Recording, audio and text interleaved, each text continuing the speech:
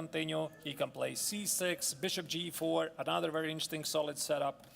But this g6, I think I can reveal a secret, right? This g6 was one of the reasons why I would stop playing this system from the white's perspective for quite some time.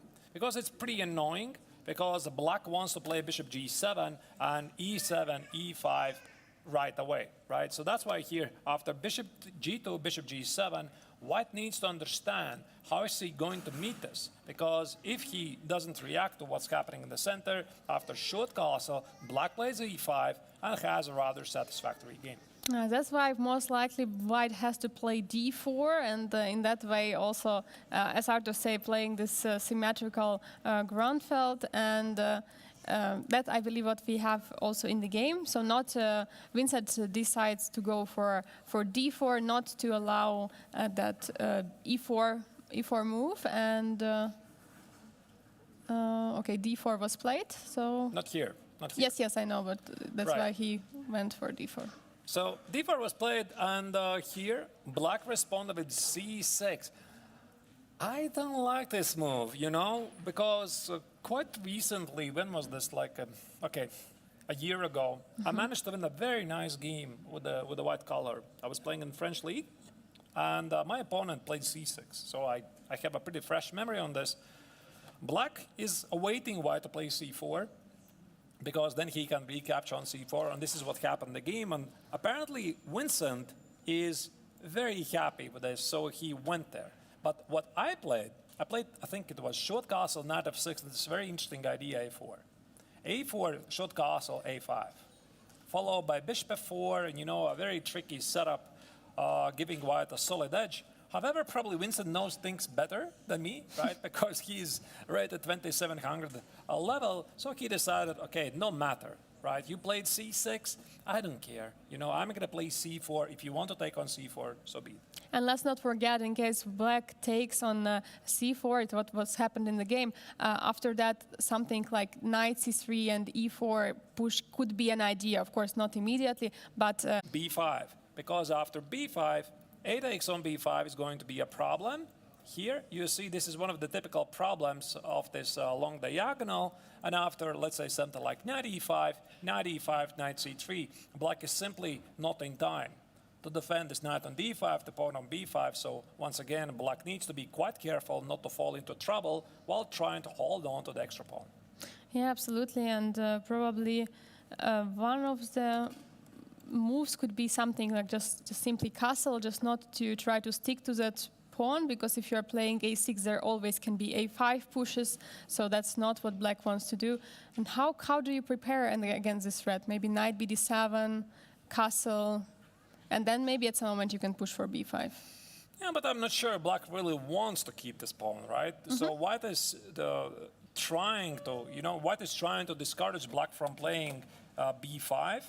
Maybe black gonna play at some point bishop e6 here, but as soon as you play bishop e6, there's knight g5 problems. This bishop doesn't really have anywhere to go. For example, let's say bishop e6 right away. It's a very common idea, right? You just play knight g5, attack the bishop. You don't obviously allow the double pawns here on e6, and after bishop d5, e4 again is a common trick. So after a4, black played knight e4. This appears to be a prep, right? Because black is thinking about playing knight e6, or in white to play knight c3, then trade the knights. This is exactly what happened in the game. Knight c3 takes, b takes on c3, short castle, and a5. I mean, look at that. I mean, white is not even rushing to win back the pawn on c4. He's fighting for space advantage, and at some point, he is going to, like you said, Angelika, play e4. Yeah, for sure. We can see that, taking on the pawn on c4, I mean, of course, it has its advantages, but it also has its drawbacks, as giving up the center with d4, e4 for white. As Artur said, white is not rushing to take the pawn on c4, because white has all the space on the queen side and also going to play for e4. And now black is thinking. So the question is how to continue. Obviously, I think both of the players should be well within the preparation. Just again to show you. Let's say black will play b5. I want to keep this pawn. Unfortunately, after a takes on b6, you could not recapture the pawn. because the rook at a8 is under attack. And queen b6 is just not a good strategy. Why? Even if you keep the pawn on c4, this is a weakness. Most likely it's going to fall, and black is simply left with the shattered pawn structure. So that's why if black wants to play b5, he wants to be sure that he is preparing this. But how do you do it, right? Knight e7, rook b8, b5, all of this is so slow because as soon as the black rook gets on b8, white plays bishop f4 and sends the rook back to the starting square. Is there any idea to play knight a6 on b5? I mean, does it look... Maybe, you know, I mean, okay, sometimes black indeed keeps this pawn, but there's always the question, at what cost? Yeah. At what cost are you doing this? Because this pawn on c4, is this really a soul of the position? Probably not, right? So chess has moved on dramatically, and the importance of the pawn by every passing year it decreases. I would say, I mean, it's no longer one; it's less and less and less. Yeah. I mean, every year, because people are giving up the pawns for really, really tiny things. I mean, long-term initiatives, some slight space advantage, and this is usually thanks to the development of the modern engines. Absolutely, and I believe what black should do, maybe try to prepare some breaks in the center, like e5 or c5, because you have to do something about the center. You cannot allow white to just gain the center, just take it with e4 and just dominate. This is a very good idea, and c5, Angelika, is a very common trick in the Grunfeld, because this starts as a Grunfeld. Black gives away the center, and what he wants to do later, he wants to demolish it. He wants to destroy it. So that's why you have to fight for it. c5, knight c6 looks perfectly legit idea to me. Again, I'm not sure how this theory continues. Is white playing a6 at some point later, trying to open this long diagonal? I see a lot of very interesting moves here. Bishop a3, bishop f4, queen a4, continuing development, looking at the pawn on c4. But again, I don't think that white really cares about this pawn on c4. So what Vincent wants, he wants to take it, by the way, at some point, but not like rushing to grab it immediately. We have actually c5 on the board, just realized, and queen a4 was played by Vincent. Maybe he wants to take, maybe not. He just keeps an eye for a time being at that pawn, and for sure there are also preparing some square on d1 for the rook potentially, and for example, after take on d4, this pawn on c4 will not live for long, I believe. No, I mean, after bishop e6, there's the same idea we already discussed, right? Yes. There's knight g5, bishop d5, e4. You need to watch out for these kinds of things. And again, black is just not really interested to hold on to this pawn too much. I think instead of what here Le Quanglien wants to do, he wants to continue his development. He's thinking about some normal moves, knight c6, bishop goes out, and sell this pawn on c4 for the price which is satisfactory for him. Yeah, for sure. That's what he wants to do, because where else do you develop knight? You need the c6 square. That's why he pushed c5. He's going to develop knight. He wants to develop bishop and try to maybe gain also some, try to equalize this position, because so far we can see that white is, okay, not much better, but slightly better for sure because of this center. But of course, both opponents are fully prepared, and both opponents know what is going on in this position, especially for Le Quanglien, who is actually the coach. So he not only knows his own position, but also he knows position of his students, which can also pay out quite many times during the tournament. There's probably something very familiar appearing for Le Quanglien. And what is it? Because he essentially played more or less the same position yesterday. He was playing with white against Amin Bassem. It was, again, the symmetrical Grunfeld. There was, again, a queen a4 idea, right? Queen takes on c4. And now he is on the other side. Now he knows how it feels from the black's perspective. But again, I'm pretty sure that he's very experienced. He's not going to make any early decisions. Think about his choices, while I think what we are going to do, we are going to simply move on to the next game. Absolutely.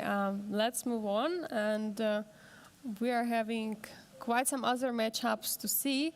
Maybe we go to the Yuan Yi against Bogdan Daniel Diak. Let's do that. We have Yuan Yi with white pieces. facing against Romanian Grandmaster, who is currently the last seed of the Grandmaster Triathlon for just the time being, but everything can change.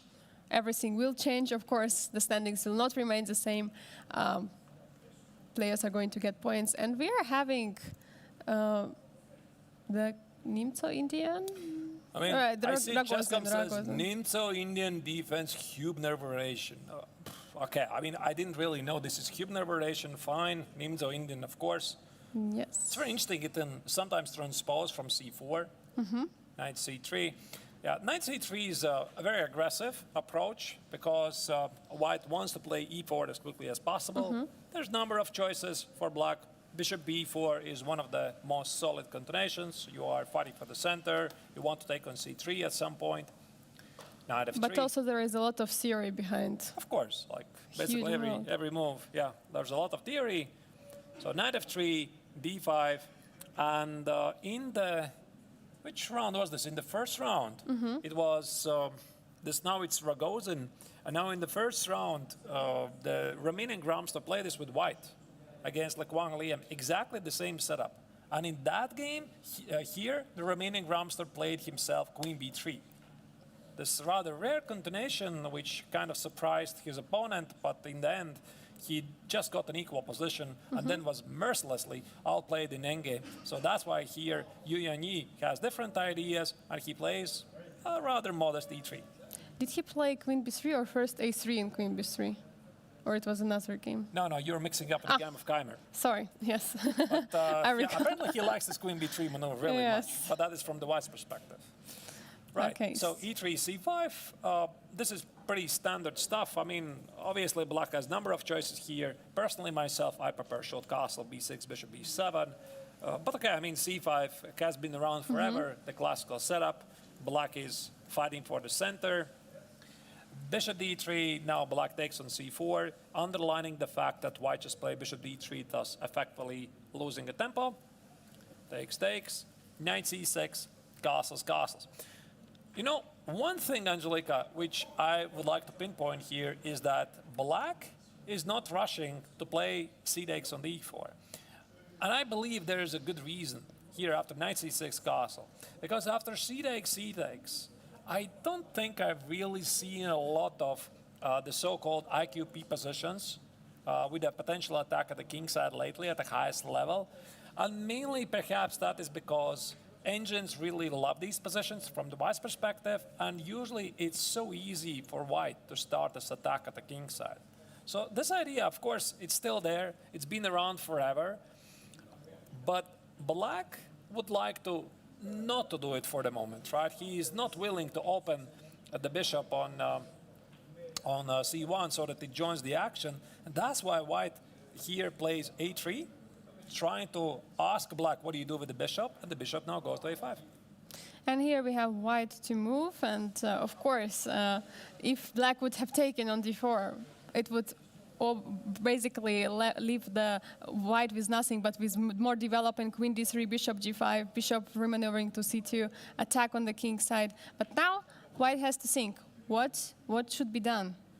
You know, it's pretty interesting here because after a3, let's say if black would take on c3, takes, and plays something like b6.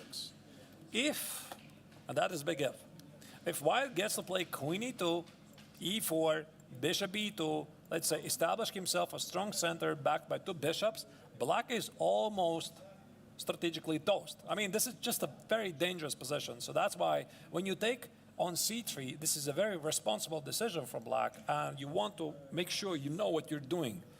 So that's why bishop a5 is played, but here things get really interesting, because if white now takes on c5, now black willingly spends the tempo to play bishop takes on c3, because now white has committed to rather ugly move, d takes on c5. I'm not sure what's the best move here, perhaps something like queen a5, get the pawn back, and after e5, bishop g4, white's pawn structure simply has seen better days. Yes, the pawn structure looks very awful. That's why, of course, white is not going to take on c5, even though it, at the first look, like it looks tempting just to grab the pawn. But after you know that your structure is going to be so ruined, you're not going to make it. And Yang is not going to make it. And he played a move. He played queen d3. I think he's still ready. He's still ready for c takes on d4. He says, I'm here. If you want to do it, let's do it, right? C takes, let's go for the IQP. Perhaps in some lines, he is, sort of semi-bluffing with d takes on c5 idea, because then after queen d3, I'm sorry, let's just make some random move. D takes on c5, here, bishop c3, b takes on c3. I mean, black cannot immediately attack this pawn. This is really smart. So black would have to play something like knight e7, and yeah, I'm not sure what happens here. Let's say e4, knight c5, bishop c2, followed by bishop e3. These two bishops are pretty active, and black would actually love to have the queen on the board. Yeah, for sure. And even though the pawns look weak, the two bishop advantage might really prevail in that position. So, yeah, basically white is preparing for maybe at some moment the maneuver bishop b3, bishop c2. I think after c takes really, Yes, because yes, here, without the bishop on c1, it's going to be pretty difficult to get to the pawn on h7. I think what he's doing right now, he's also gathering some information, because c takes on d4 might be a necessary move, because let's say, what kind of move do you even make for black? Let's say you play queen e7. There's a big issue. There's a big issue with queen c5 and b4. Okay, I mean, I see the bar says this is nothing, and black somehow is all right. But how exactly? Maybe rook d8 and... I don't know. Okay, maybe rook d8, and then queen e2 you take on c3. Yeah. So you have to play queen c2, but and then you take it. Oh, that's smart. That is smart. Okay, so indeed, perhaps queen e7 could be a move. Queen e7, rook d8, put the rook there. I guess we are going to see, There was also an option for white to play queen e2, but that's a little bit more... because of bishop there on a5, you want to take care probably of that knight on c3, just in case. You want to make sure what happens here, right? Also. Rook d1? Okay, maybe, yeah. I don't know what this is. Yeah? So, e5, keep the pawn, bishop g4. I mean, sometimes there's this idea. Queen e2, rook d1, but the pawn on d4 is under attack. And maybe this was the reason why the Chinese grandmaster played queen d3. But we have a move. a6 is played, I guess, to prepare b5 and bishop b7. Not only b5, but also at some moment it could be also c4. Normally, if black is pushing c4, white should be happy, because then they're ready to push for e4. Then that's why I think Diak is not going to go for it, but there should be some tactical ideas, Yu Yangyi has to be careful about. Right. Well, I guess they should be, both of them, more or less still in the prep. I can only guess that d takes on c5, queen d3, bishop d3 could be a move, because bishop c3, b takes, we sort of discussed this. And then after knight e7, again. Maybe a4? Maybe a4, yeah. But knight c5, attack the bishop, the rook d8. I don't know, maybe knight e4. This could be a move, right? I mean, d takes on c5 definitely deserves attention. But what else? He can play rook d1. I'm also looking at some crazy ideas. I'm sure they're just crazy and not really worthy. I'm looking at b4. The point is, I want to sacrifice the pawn to open the a file, and I get the complete dominance of the center. Maybe it's not so ridiculous as it seems, because let's say you play knight b4, I play queen e2, and I might have some interesting ideas here. But of course, it feels burning bridges, really. Of course, if you're going to go for it, there is no going back, and you are not sure if it's going to work out. But it looks very interesting. I mean, it's pawn sacrifice. I would play in a blitz game, probably. Whatever. How it works, it works. But in a classical game, not sure. Okay, d takes on c5 is played. And actually, I wanted to show something in this line. So trade of the queens. We were looking trade of the queens. Yeah, knight d7 and knight g5. You mean a trade here? Yes. Knight d7 and knight g5. Oh. And knight d8 h6 and knight e4, and maybe knight could be active even like you don't want to push f5, right? And if you push, there is knight d6. This is a very unusual idea. I didn't even see that, but it makes sense. Again, I think that what white is thinking here, he's not going to hold on to this pawn forever. He's again looking for some weaknesses, for some committal moves, like let's say f5. Yeah, f5. Yeah, you win back the pawn. But after knight e6, you have weakened some of your kingside pawns, let's say knight c5, bishop c4, and are you really happy with this pawn? I don't know, right? I mean, there could be some problems with a4, bishop a3. This knight on d6 feels a monster. Difficult to tell. I think those are some of the lines Yu Yang is looking at. Obviously, they're still having the preparation. Don't have it exactly move by move memorized to play it out very, very quickly, but they're just recalling, trying to summarize the ideas which are they're typically playing in these positions and trying to see what. But Chinese Grandmaster already said, I'm ready to trade the queens. I'm ready to go for this endgame, and I'm going to try to push. I don't really think that Diak has any choice because b4 is incoming. So I'm not sure what he's thinking there, because Maybe. does he have any other moves? And bishop c3, but No. Queen Yeah, c3, just take, even yeah. if you win back the pawn, I just have two bishops, right? and knight e4. Bishop. No, I don't think this is good. I mean, takes, b4, sorry. Yeah. b4, bishop b2, nah. Rook d1, tempos, two bishops, semi-open position. I think he should just play queen d3. Maybe he didn't expect this. That's why he is, oh, right. Okay, there's the queen trade, right. But I'm not sure. Okay, let's say takes. Again, b4 is a big move, so I guess you gotta take it.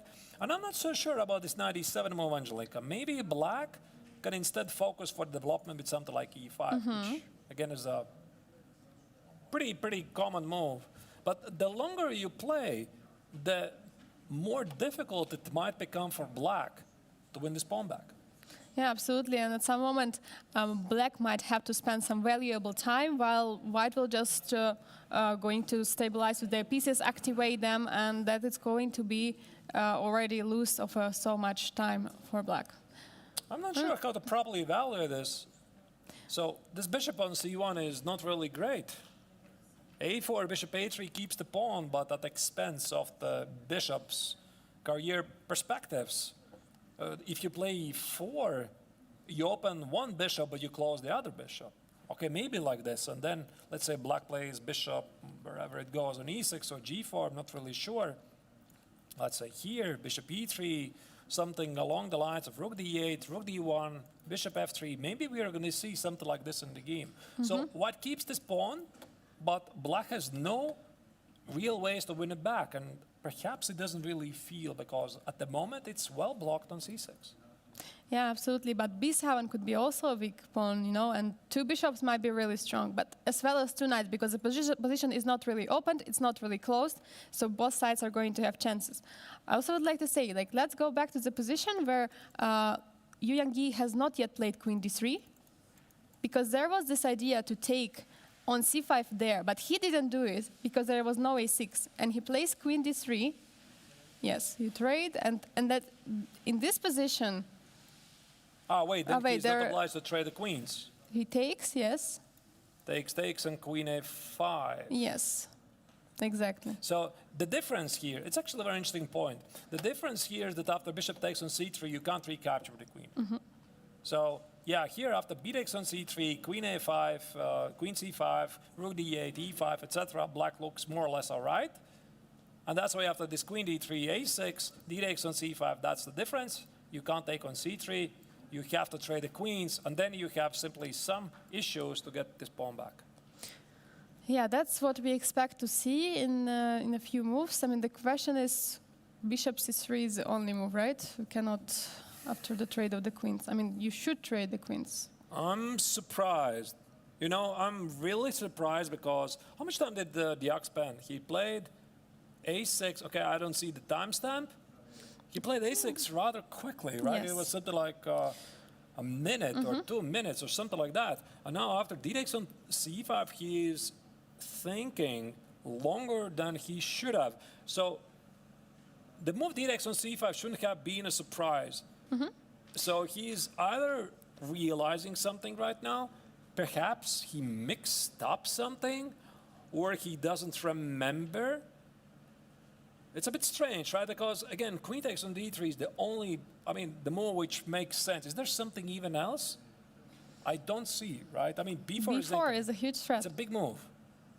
You can't stop it, so you got to take on d3. The fact that he is not yet playing, something is not going according to his plan. This happens all the time. You play a line, you think you remember it, but you don't. And you actually mix up with another line, which is very, very similar. Maybe with a queen on d3, a6, let's say, not castles included, right? And he knows this line. And then he plays it according to that position with no castles included, but apparently there could be some kind of a difference. You know, Angelica, I had once this funny situation myself, and it ended gladly, so with a good result. So I was playing in World Chess Olympiad against Italian Grandmaster Sabino Brunello. I was playing with black. I had prepared some deep idea, you know, and I played it very quickly. As I was following my prep, you know, I was not even paying attention to the details. I'm playing my prep. Everything is good. But I have this deep inside feeling, you know, something is not right. You know, something is not right. And I pushed away this feeling. No, I gotta play. And I managed to make finish the game in a draw. And after the game, Brunello analyzed the game with me. And I'm saying to him, now listen, Sabino, all of this is prep. You know, I had it in the computer. He's like, okay, yeah. I mean, your position feels a bit strange, but you're saying it's prep? Yeah. I said, yeah, everything is good.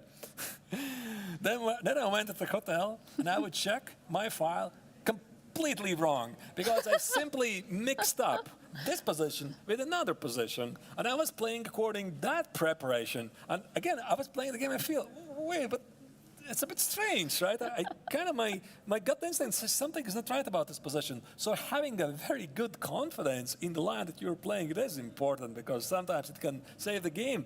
But here for Diak, I'm not sure this is the case here. Yeah, absolutely. And this actually position reminds me some kind of Queen's Gambit accepted positions, you know, when there are trade happening. And also black plays someone to a6, white takes on c5, but then bishop takes on c5. Of course, it's a slightly different position with a pawn on c3, but these positions are normally being played with white pieces for an advantage. Right. Okay, queen d3 is played. I guess finally he played it. Yu Yanyi could not have waited for so long at the board for his opponent to make the obvious move. He is walking. I think we are going to use the opportunity to check another game. For sure, and we are having the current leader of the tournament, David Navarra, facing Jules Moussard. We have today no e4 so far. Yeah, That's E4 interesting. Boring. E4 is not very popular. This is not how you play d4 at the highest level, yeah? E4. Yeah. Catalan. Yeah, all players are trying to go for some tricky lines, trying to play, to choose specific move order to trick opponents in some kind of variations they prepared. And it's really, really great to see it. I mean, tell you, Angelica, I have played e4 all my life. And there's quite a few lines which you get really bored of. That is Italian Roy Lopez, super symmetrical positions. That is the Petrov. That's the Berlin variation. And that's why some people just play d4 so that they don't have to suffer, right? So again, different approach. What we have here is the Catalan. Again, started with knight f3, look at that. Knight f3 and c4. g3, d5, bishop g2. In one of those other games, whichever game it was, I already forgot. Vincent Kammer against Lequan Liam. They started similarly, but after knight f3, d5, g3, the Vietnamese jumps to play g6. Okay, so again, knight f3 is a very popular move today. Bishop g2, bishop e7, castle, castle. You know, the trick here with the sort of the moves, black is not getting the opportunity to play bishop b4 check. So let's show you the classical way. I'm a well-educated person. I want to fight for the center, d4, c4, right? e6, knight f3, d5, g3. That's the classical way. So black will play bishop b4 check, which is a very popular move. And if you play bishop d2, now very often black retreats with a bishop on e7. And in some lines, he's thinking about d takes on c4. In some lines, not immediately, because that would be just a bad move. The queen on d8 is attacking the pawn on d4 because your bishop stands on d2. So there's some tricks. Also, knight e4 sometimes become an option attacking the bishop on d2. So that's why black does this, to get a slightly better version Or another very interesting move is to play bishop d6. c6, short castle, knight d7, either knight e4, stonewall, or keeping the knight on f6 and play e5. So, why white is doing this? Why white is doing all of these things? Well, the answer is pretty obvious. They don't want to go for the line with bishop b4, because normally you want to put bishop on b2. You don't want bishop on d2. Yeah, in these positions, that's absolutely right. You want to play b3, bishop b2, and not on d2. And white just avoids this. But of course, every single position, I do believe, has a drawback. And here, white accepts that black could play d4. And there's been some developments here. After d4, what was the main move? I think it was e3, knight c6 is a move, c5 is a move, and then the game could somehow get to the reversed modern Benoni, where white has an extra tempo, but the position is still equal. Anyway, Jules Massard decided not to venture in that direction, and he simply decided to take on c4 after the classical catalog. Absolutely, and we have again a similar, in a way, pawn structure, because now the pawn is taking on c4. White is always having a chance to go for e4 ideas, to go and grab the center, and black's ideas will be to try to play something like c5, e5 to try to exploit the center. One of the biggest problems also of the Catalan is the light square bishop, because let's say why c5 is not a very popular move. Let's say after queen c2, why not everybody's playing c5? c5, d takes, bishop c5, and queen c4. Let's put it this way. So the position is symmetrical. I guess black should be a very happy person, except he's not, because of this bishop on c8. Because it's quite difficult for black to continue development of the queen side. Okay, you play knight c6. I play blunder the bishop. Let's not do that. Let's say queen e7, knight c3, knight c6, and I play something like, I'm not even sure, let's say bishop g5. How do you continue the development of the queen side? The bishop on d7 is not really working well. So this is basically one of the biggest advantages that white has in the Catalan, right? This bad bishop on c8, so black is desperately thinking, how do I get the bishop on the long diagonal? How do I get it on b7? But you can't easily do it. You play b5. This leads to a common trick after a4. Okay, b4 is a big theoretical move. c6 is a known mistake, because after knight g5, black can just resign. Yeah, absolutely. Many tricks because of this diagonal h1, a8, and absolutely you cannot block the diagonal with a knight because there is a checkmate. Of course, there's been a lot of developments here. Black would give up the pawn, play b4, you take the pawn on c4, but I'm taking away from you the c3 square for the knight. Again, a lot of theory here. Now, what happened in the game? After queen c2, black played c6, not the most popular move. The idea of black at some moment to push for b5, but in some perfect moment. Yeah, he manages to put the bishop on b7 immediately. But this comes at a cost of some weaknesses of the queen side, losing the tempo. And if black will get to play c5, I guess he will be, again, pretty much satisfied. That's the big question, if he's really going to do it. Yeah, if black manages to push c5, black is going to equalize the position. That's why white is trying to develop, trying to put all the pressure on the black and not allowed to do it. There you go. Now the big question, can you play c5? So, is black equalizing right now? This is what Jules Massard looking at right now. My opponent is not stopping me to play c5. Why don't I play c5 right away? What's stopping me? The question is if there is something like e4, or e4? It's not happening. Yeah, but I just take, no? There is nothing, yeah. Yeah. Wait.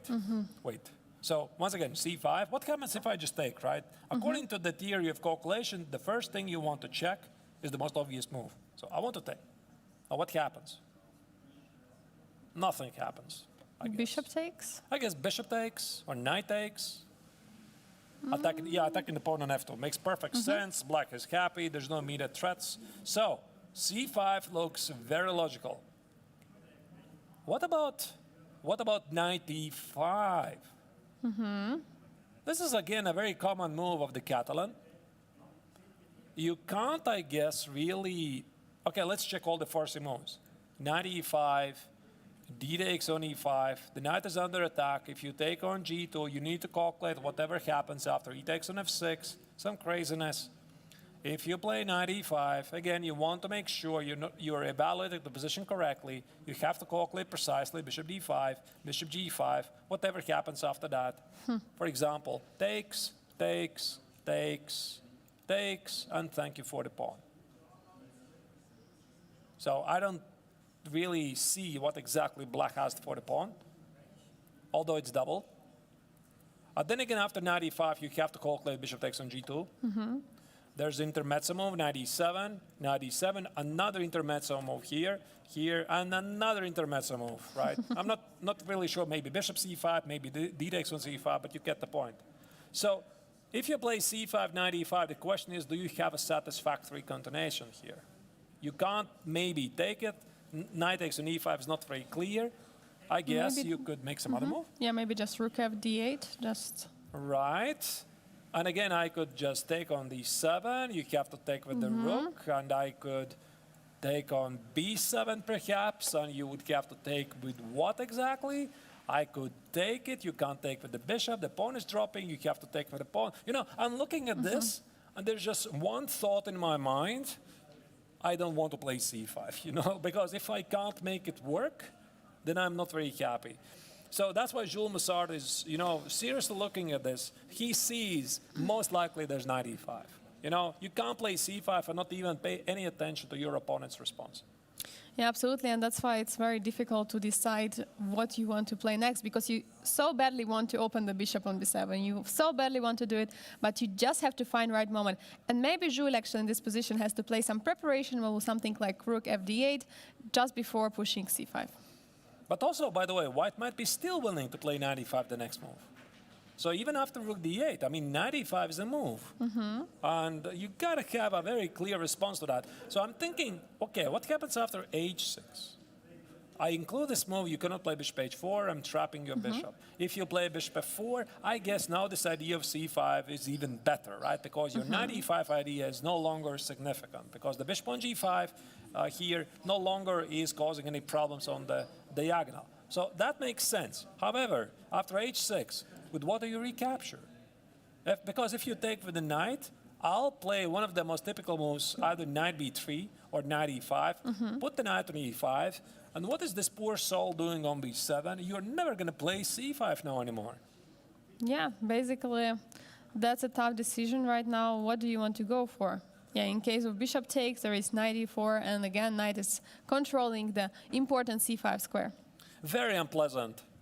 If this indeed would happen to the Frenchman, this is such a classical idea. I've seen it happen many times. I'm not sure about this particular position, but the idea to play bishop g5, knight e2, knight b3, maybe one thing we didn't really explain in detail, why white did not play knight c3, the most obvious move. Because the knight on d2 is getting to b3 to fight for this square. And knight on c3 is simply restricted from all the sides. All right. Okay, maybe the c5 indeed works. It's Let's a very try big decision. But what do you do? knight e5. What do you do, yeah? Okay, Maybe bishop d6. maybe this needs to be calculated more precisely. What? Bishop what? Bishop d6. Looks strange. I mean, it just looks strange, no? Looks strange, but I think there should be everything. some problems. Takes, takes, and takes. You're overloaded. So bishop c5, bishop g2, just, no. Too much. Too much. And I don't know, maybe indeed we have to be more precise with the calculation. Let's say... No, bishop g2 was yeah. bad. Knight e5. Takes, okay, maybe something is here. What Yes. about I take on g2? What about this move? Probably Because if you take, I play knight e5. you have to take, I think, on f6. I play g takes. Maybe there's something Bishop here. h6. And after bishop h6, I sacrifice the exchange. I have two bishops for a pawn and, you know, some activity. Although, is this enough? I have serious doubts. I'm not very sure. But let's say even if white plays bishop f6, bishop f6 and plays king takes on g2. Okay, I guess this is fine for black, right? You have a good bishop, you play c4, that's a target. You have an extra pawn, so to say, on the queen side, so you can push for the protected passer. And the bishop goes here, protecting the king, everything feels safe. Yeah, this is not very harmful. So I guess, indeed, this has got to be the critical move. Once again, take. What was it? Take with a pawn. We I'm took with a thinking, is pawn. there some other choice here? Probably not. Take. And, yeah, bishop h6. Okay, maybe there's bishop h3. Stronger move. Tough to say, yeah? But then the diagonal will be closed with something like f3 later. Maybe. You're right. I'm not entirely sure where to position this bishop. I think bishop b7 was good. Yeah, it makes sense. And then this position. Maybe it's good. Maybe it's Yeah. good for black. You know, I don't know. I see the barricades it, but I would say it's not very clear. Okay, and what's the other choice after c5, knight e5, knight e5, d takes? The other choice is not to take. And then you play knight e5. And if I take it... But you can take on e7, then take on b7, and c5 pawn is hanging. That's even I think simpler. Oh, that's even simpler, Angelika. Yes, you're absolutely right.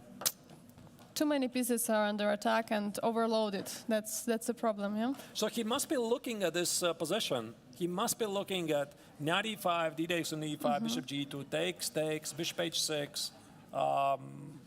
Okay, Bishop d5. let's say bishop d5 here, take it, but whatever, I don't know, the bishop. And he's trying to evaluate. Some f5, bishop g7, trying to fight for the squares, restrict the knight from d2 so it cannot jump on too many squares.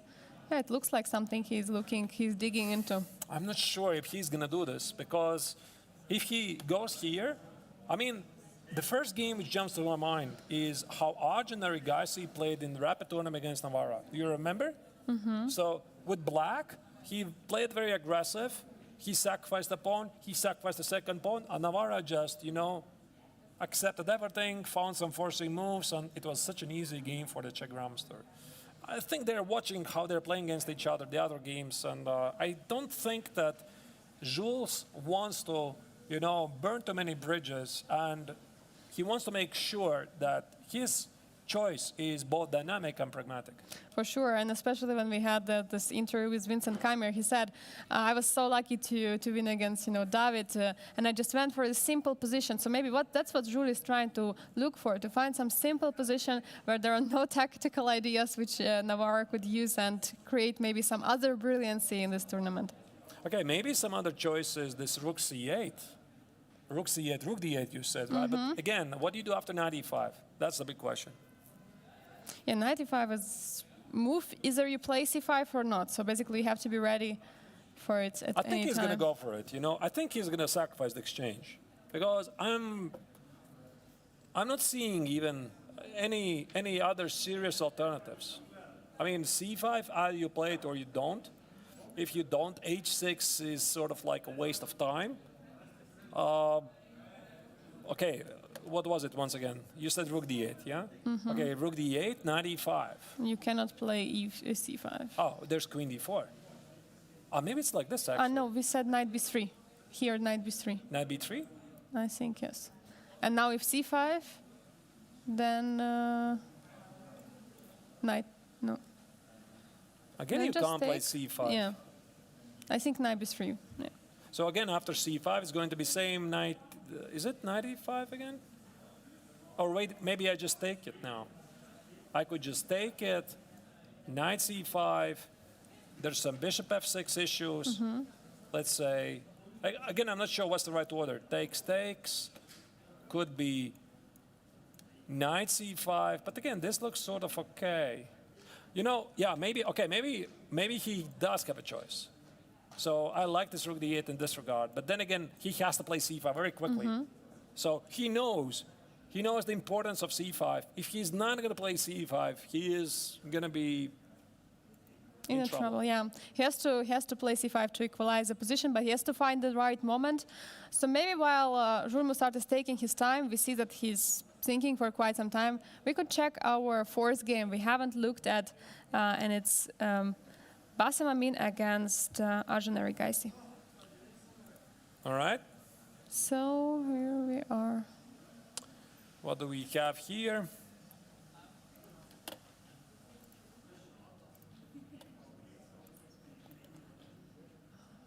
Oh. So, It was King's king in in an attack. attack. Why I'm not surprised. Yeah, I mean, he's a big fan of the King's in attack schemes. So he loves these systems. Actually, recently I released my course for Chessable about King's in attack. And I was using a lot of Amin's examples. So yeah, he's such a great player when it comes to these positions. Yeah, D3, castles, knight e2, c5, e4, knight c6, rook e1. This is classic. Yeah, so white wants to play e5, knight f1, bishop f4, h4, knight h2, knight g4, etc. And Attack start on the king's king's attack. Right. So wow, d takes on e4. I don't think this is so good for black, but I've seen this move.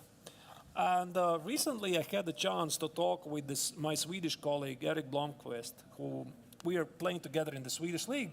And he played this against his opponent in one of our league matches. And he said, yeah, I know, this is an ugly move. Yeah, I mean, I weakened the d5 square, but engines like it.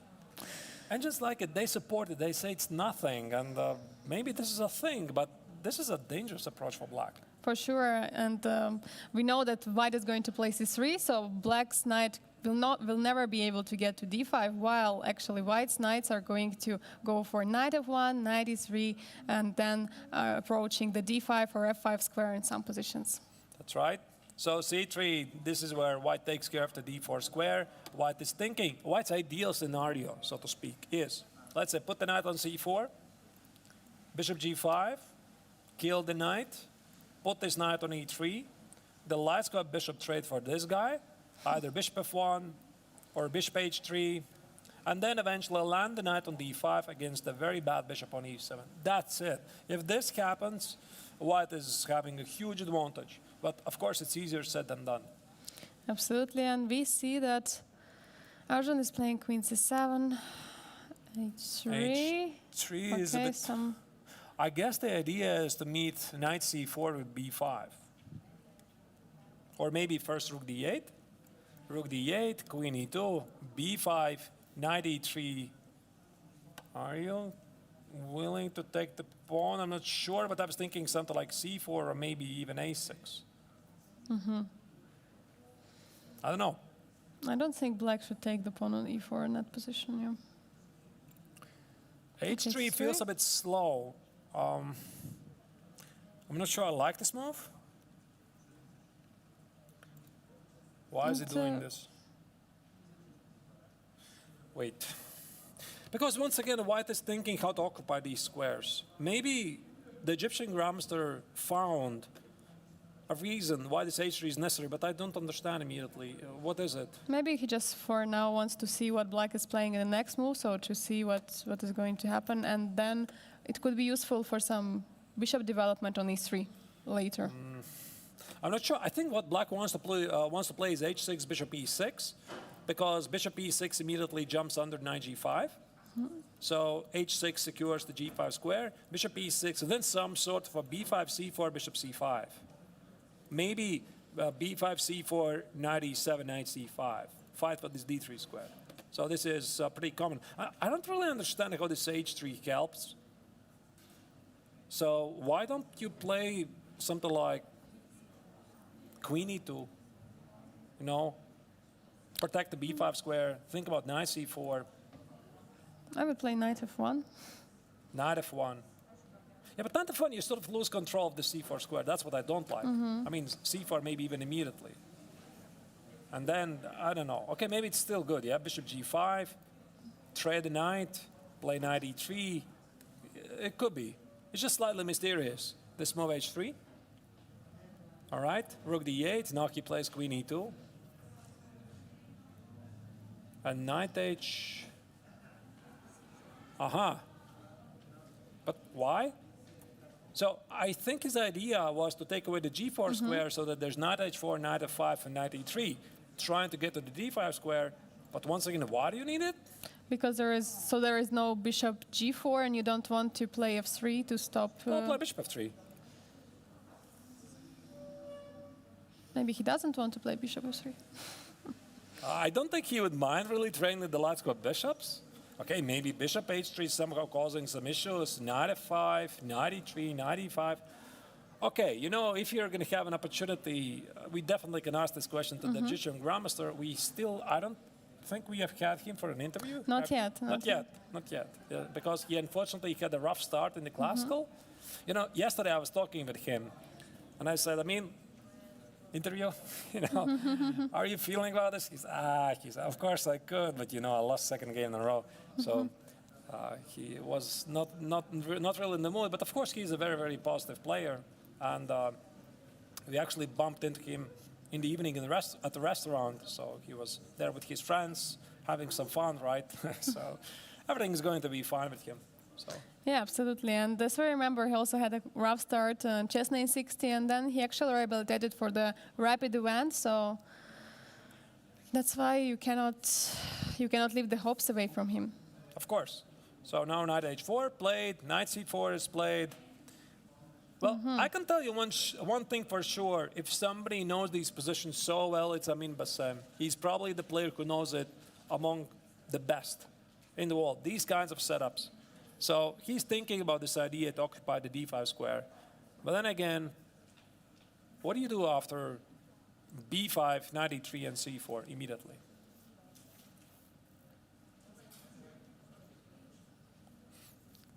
Not very clear, right? a4 brings nothing. I mean, you can play a4, but a4, sometimes you don't want to play a4 because after a4, a6, black has access to knight a5, knight b3, killing your bishop. I mean, maybe not here. By the way, maybe like this is actually pretty good. Takes, and now knight d5 is a thing. Because your rook now is gone. So wait, actually maybe there's something. You're right, Angelica, so maybe b5 here, now some sort of other move, let's say a6. a6, preparation move, yeah. So if you play a4, I could play rook b8. You take. I have an open A file, some sort of knight f5 here. Try to play g6, maybe knight g4.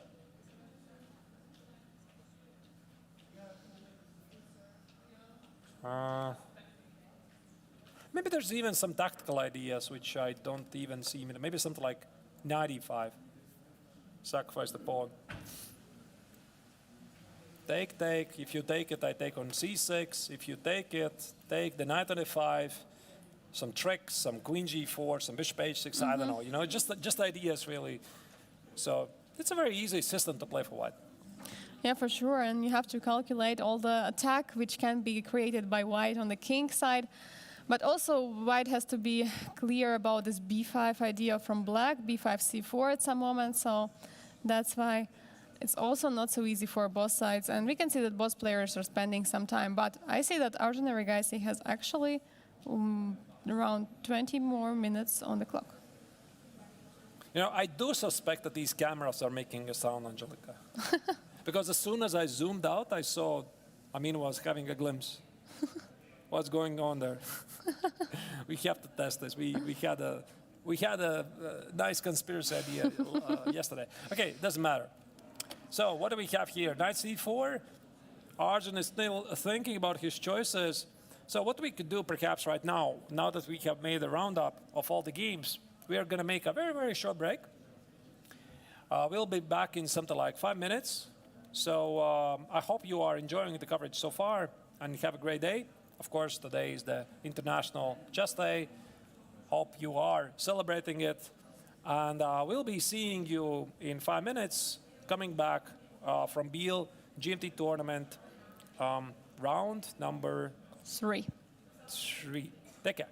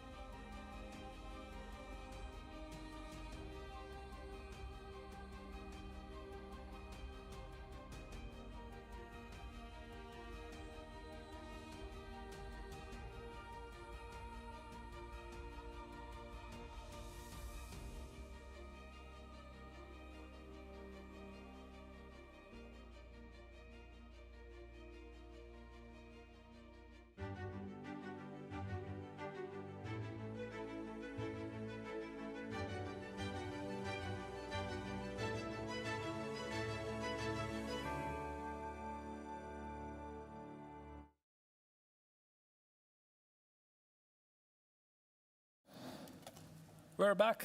Round 3 of the GMT tournament in the Biel Chess Festival continues. The first hour is already over.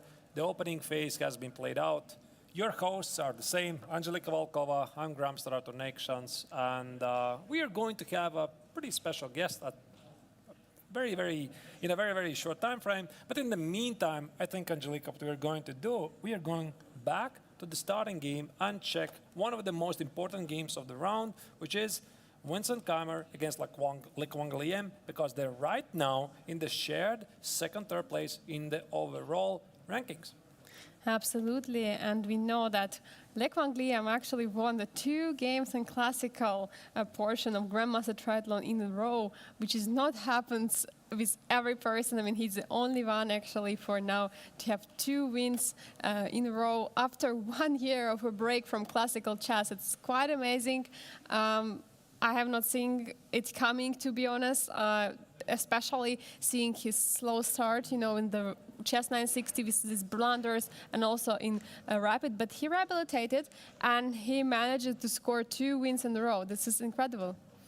Yeah, but here things for the last year's winner of the triathlon don't really look so well, because white has a very far advanced pawn on a6.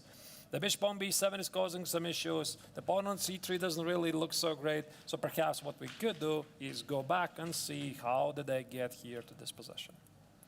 We left it here, right, after c5, queen a4, knight c6. Yes, this was the last position we look. Rook d1 indeed was played. Captures, captures. Yeah, knight x on d4 makes sense, because this opens the bishop on g2 instead of the automatic c6 on d4. And it forces black to take on d4. Take. The bishop is open. Bishop g4. And now, rook a2 protecting the pawn from the side. I'm a big fan of these very quiet moves. It just sort of brings very interesting memories from the recent World Championship match, Dingle ran against Jan Nepomniachtchi. Remember this very famous Nemtsovich game where Dingle ran, did he win the game?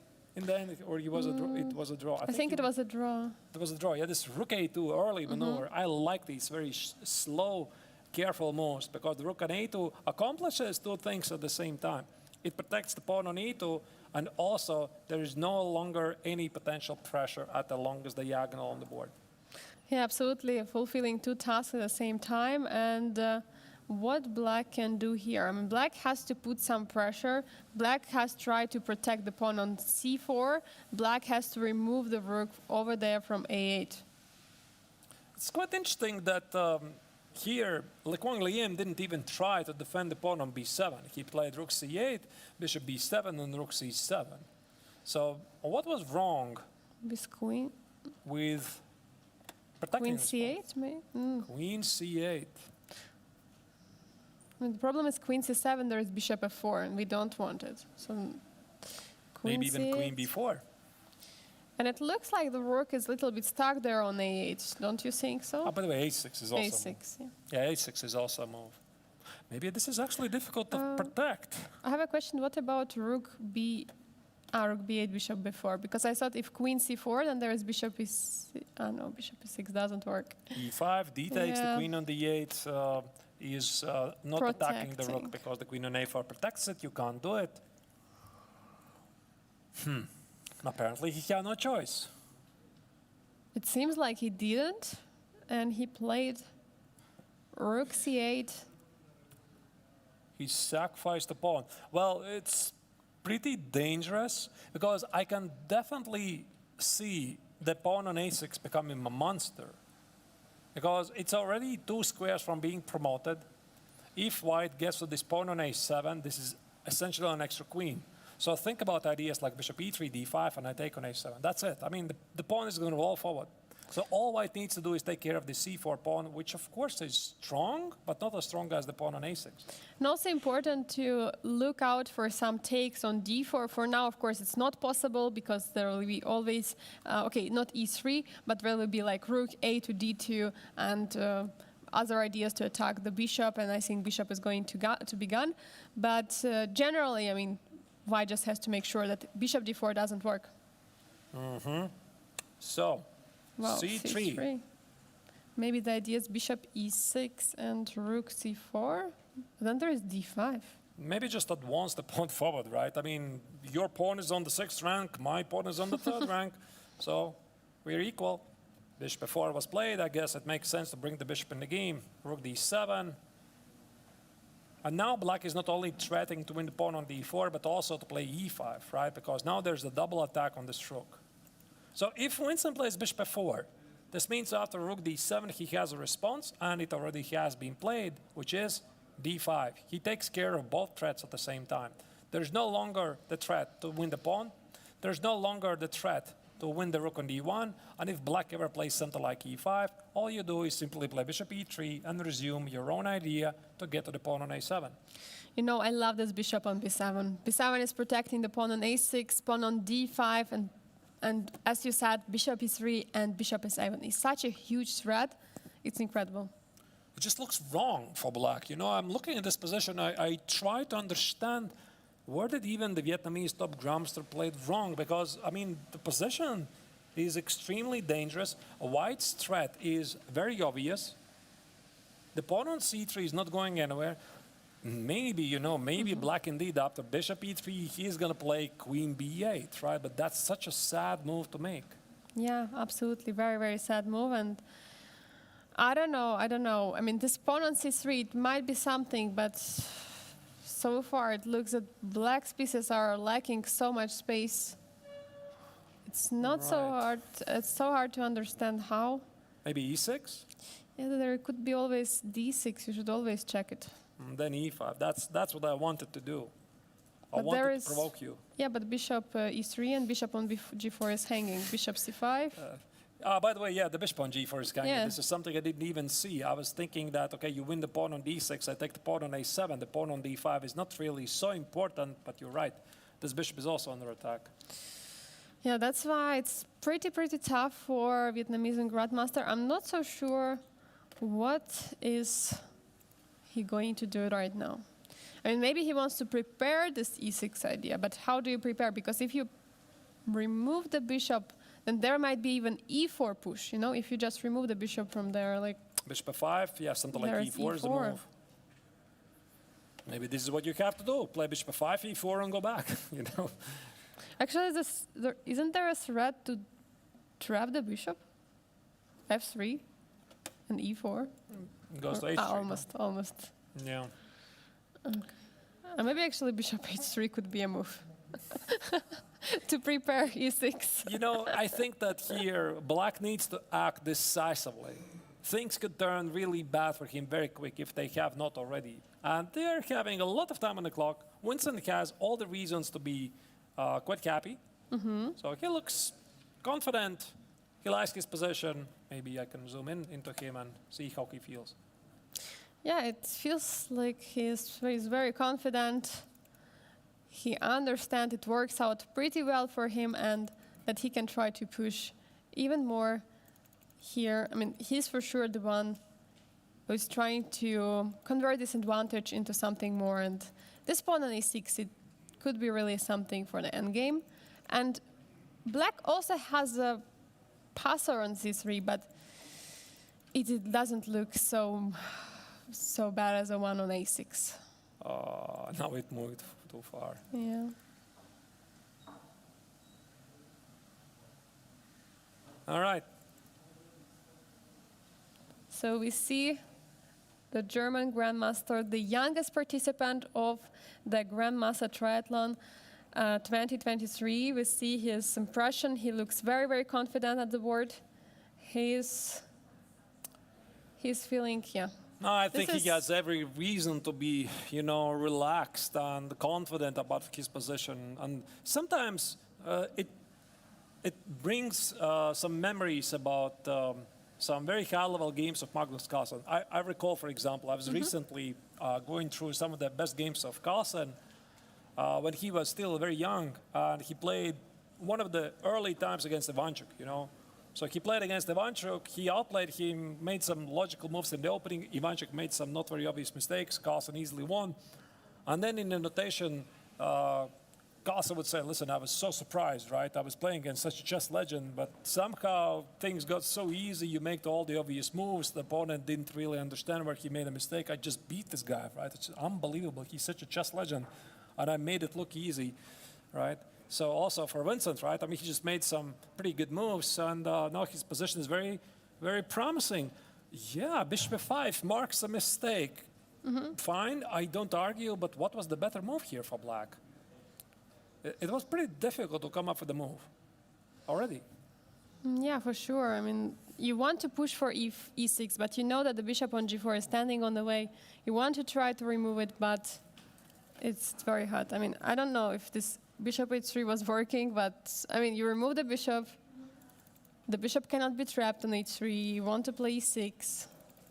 Trying to move this camera.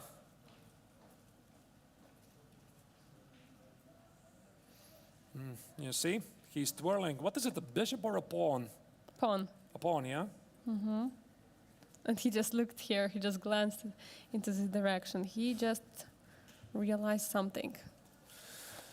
All right, so things are really looking good for the young German. One of the things which I could immediately suggest is perhaps e4. We already discussed it. Bishop g4, play rook c1. Maybe there's something else. Maybe there's a more direct bishop e3. Attack the pawn here. Black plays c2. You know, I could just sacrifice the exchange if I have to. Take rook c2. Takes for a very simple plan. Yeah, absolutely. It looks a very dominating position. I mean, bishops are going to dominate it so much. I mean, like, how do you protect a7? Okay, but this looks Bad. This looks very bad. It just looks bad. You know, I don't argue. Queen c5, maybe rook Queen b1. c6, queen c5, anything can Not allow work. the exchange sacrifice. Queen c5, take it. Go home, Yeah. promote. I don't Yeah, it's know. very hard. It's very hard. This looks very easy move for Vincent. I think he's going to play it. I think he is. He is. Maybe what he wants to make sure that there is no exchange sacrifice for black, like rook b7 something, or queen b8 something, or maybe queen b8, you know, protect the pawn. I think I blundered something. g4, okay. G4. All right. Actually, it's also double threat, yeah? So G4 is threatening to win the piece. Even better. Even better. I mean, g4 is actually a big threat. So bishop a7 is a big threat. Moreover, another reason for Vincent to play this. I think he's looking at this right now. So e4 is not even necessary. Bishop e3 is such an easy move. But of course, you know, Vincent was here yesterday in before the interview, and I talked a little bit with him, and we talked about Erigaisi's game against Navarra. He also was very surprised. I mean, we were surprised by Erigaisi's very fast playing out the position, and also Vincent was very surprised. He was like, how on earth can you rest like that in that position, right? You should be thinking, right? So he's here day after. He has a great position. He has fresh lesson from his colleague. So you try to learn from the other mistakes if you can. And he has a lot of time on the clock. He's not going to repeat the same mistake, right? So even if he sees bishop e3, he knows it's good. And sometimes, you know, you just want to jump from the chair, make the move, sit 5-10 minutes, calm down, and work it out. For sure, he wants to double check and triple check everything. He wants to find the best idea in this position because there are many moves which are screaming at you, but you should try and find the best one. And this is the toughest part, you know.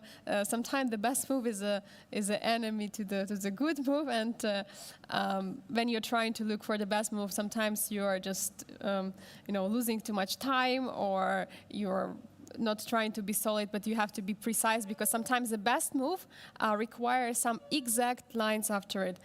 But bishop e3 looks like a very easy move with many threats. I think the only thing he's looking at is something like c2, and indeed he's considering this exchange sacrifice. I think he's definitely looking here. Definitely bishop e3 should be top choice in Vincent's mind right now. He's choosing between rook c1, or can he force matters? Let's say takes, takes, takes. Now he is looking if bishop a7 indeed is working. For example, let's say something like queen a5, right? You cannot really play. Of course, he was not pushing in the first round for a win or anything. But when he got a chance, he grabbed it, and he didn't let it go. Yesterday's game, I mean, it was also quite incredible. But Right. today, Yeah? he Yeah, today is not really working, right? So, okay. Maybe he got tricked in the opening, it seems so. Whatever was the mistake, I'm not really sure. 94, c takes on d4. Here the bar says things are okay for black. 3 moves later, he's lost already almost, right? So if you have to search for a mistake, it's here. or maybe he shouldn't have taken on d4, but it's very card. Maybe he shouldn't take it on d4, but I don't know what else to play. I mean, on the pawn, on d4. One move before. We could go even further, right? Why not indeed take c takes on d4, then take with the knight? Maybe he should have played something like queen c7, maybe bishop d7. It already doesn't matter, right? Yeah. So the mistake was made about here. I have a feeling that indeed this c takes on d4 was not working. C takes on d4, knight takes on d4. Now it was very difficult to deal with this very strong bishop on g2. So my guess would be the mistake was about here. Perhaps queen c. I don't know really. I mean, queen c7. Then again, I just take on c4. C takes. I have the center. Your queen on c7 is a target. d5 threats. There is some joke in the chat saying that second move g6 was suspicious. Okay, we cannot go that way back, but Yeah, g6 refuted. Yeah. refuted. So, no, but if you go back on a more or less serious note, I don't really like the system of c6, although it transposed to this one. It transposed to d takes on c4 after a4. I would have played myself a4, a5 immediately, but then again, I mean, Vincent knows theory better, so. Yeah, for sure. And here we have this pretty unhappy position. Vincent is still taking time. I like it so much. I like that he's not rushing. As Arturs has just been pointing out yesterday, if you remember the game, Arjun Erigaisi against David Navarro, I mean, this was madness. This was a very crazy game. But if you remember, it was complete preparation. I don't remember up to move of h5 or something like this he was showing later in the interview. I don't know which move it was. And he had basically 2 hours on the clock. And then, after preparation finished, he just continued blitzing out the moves. And he lost his full advantage, and he was even in danger of losing the game. That's not what Vincent Keimer wants to do. Vincent Keimer is spending time in this position just to make sure, just to calculate everything. I love it so much. Indeed. All right, it looks really great for the young German, because if he would look at the overall rankings right now, what you're going to see is that Vincent Keimer against Le Quang Liem, they're playing today, both of them have 13 points, and the victory in the classical tournament awards hopping 4 points. So this is essentially a battle for the leadership overall. Yeah, and just imagine in case David Navarro doesn't win today, what does it mean? That Vincent Keimer can even overtake the over rankings. All right. But okay, I think now it's a good time to switch to David Navarro's game, because here Vincent is controlling things. I don't want to jinx it, because yesterday we predicted that the game is going to finish with a certain result, and we were wrong because we didn't expect what exactly happened. So let's not repeat that and jump to the game number 3. Navarro against Musar. We're just going to try to evaluate, just to tell you how might things go. We will not say, okay, this result is going to happen, or, but okay, if we see the position is better, we are going to say it, obviously. So we have here David Navarro against Jean Boussard, and we were discussing the position, and we were not sure what black should do, because we saw this move c5. It is very tempting. It's something black wants to do, but unfortunately, for now, it's not possible due to the very powerful knight e5 idea. So that's why, actually, French Grandmaster decided to go for rook fd8, first securing the knight on d7, and then at the moment preparing the c5 idea. And here, actually, we were expecting, I think, knight b3. I mean, we did really look so closely into this position. There were a number of moves. So knight b3 was the main move. We're looking at knight e5 idea, although it drops the pawn on d4. Here, something else was played by David Navarra, a4. I guess try to discourage black to play c5 because he can always snatch the pawn on b5. And here the Frenchman did play finally, c5. Yeah, absolutely. And now already, it looks like it should be working because you don't have knight on b3. You cannot. I mean, you can take on c5, but then there is bishop c5. I mean, you have always checked this. Takes bishop c5. There is always some threats to take on f2. You have to be really sure about it. So I don't know if you want to get somewhere here because how do you protect the pawn? Do you want to play rook f1? Do you want No, to I play just don't f3? want to take it all. You don't want to take it all, exactly. But if knight e5, then there is a take on d4. You cannot go for it.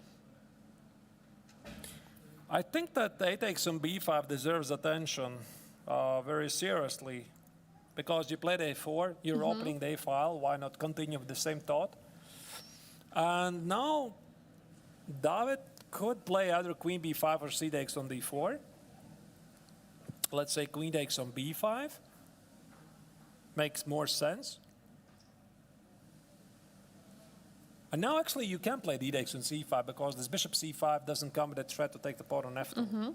I'm not even sure if this c takes on d4 is a threat because I recapture on d4 now with the tempo. So this could be, it could be giving me some time to do what I want. Maybe some sort of knight c4. Yeah, knight c4 for sure. Okay, what is wrong with the e4? No, here? No, e4, no, I don't think so. I mean, e4, e5, knight e5. I think you want to play e4, e5 only when you have a very, very dangerous threat of knight g5. Here, I don't think e4 is not going to happen anymore because more or less, I think what we are going to see is some symmetrical structure where white is trying to play in the best traditions of the Catalan, some knight e5 ideas. Sometimes in Catalan, the knight goes to d3. Here, e4, I'm pretty sure is never going to happen anymore. Maybe it was happening before, but not right now. Okay. But what to play after a takes on b5, queen b5, maybe it's, yeah, but again, this d takes on c5, it doesn't look right. If I play knight c4, there's bishop e4. Yeah, that's tricky. Uneasy to make the move. Maybe it's something like queen b3. It could be a move. I just noticed this. And, you know, I'm inviting to trade. Queen b3, knight b3, attacking the pawn.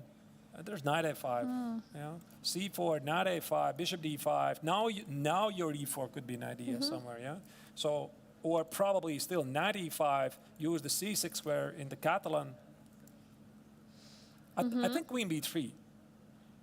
Okay, so after queen b3, I think that white is still pressing. A takes queen b5, queen b3, offering to trade the queens. And then, again, black has a number of choices. He has a6, he has queen b3, queen b6, you name it. There's a lot of choices. But, okay, what happens after c5 takes and take on d4? That's a good point. I guess now you play knight c4. Because queen b5, again knight e4, and the bishop on e6 is hanging. And knights are dominating here. Black cannot really hold to that bishop on d7. I mean, what do you play? Queen b4, but yeah, it's not No, this happening. is just looking suspicious. Simply suspicious. This is very suspicious. Very active pieces. So I think that Jules' and David's thoughts are right here. c5. Wait, did he play actually? He did play c5, yeah. So a takes on b5, queen b5, queen b3. That will be my best guess. Maybe there's a stronger move. A b5 is on the board. David Navarro just executed the take of the pawn on b5, so we might see it. Queen b5 is basically the only move. You have to go for it. I mean, there is also c d4, but it's not a move. I mean, there is simply just knight d3. It's just bad. It will definitely, genuinely surprise the Czech grandmaster. I think definitely queen b5 is going to follow. But just try to understand what black is going to do after queen b3. It might be something like a6, not to allow white to activate the knight.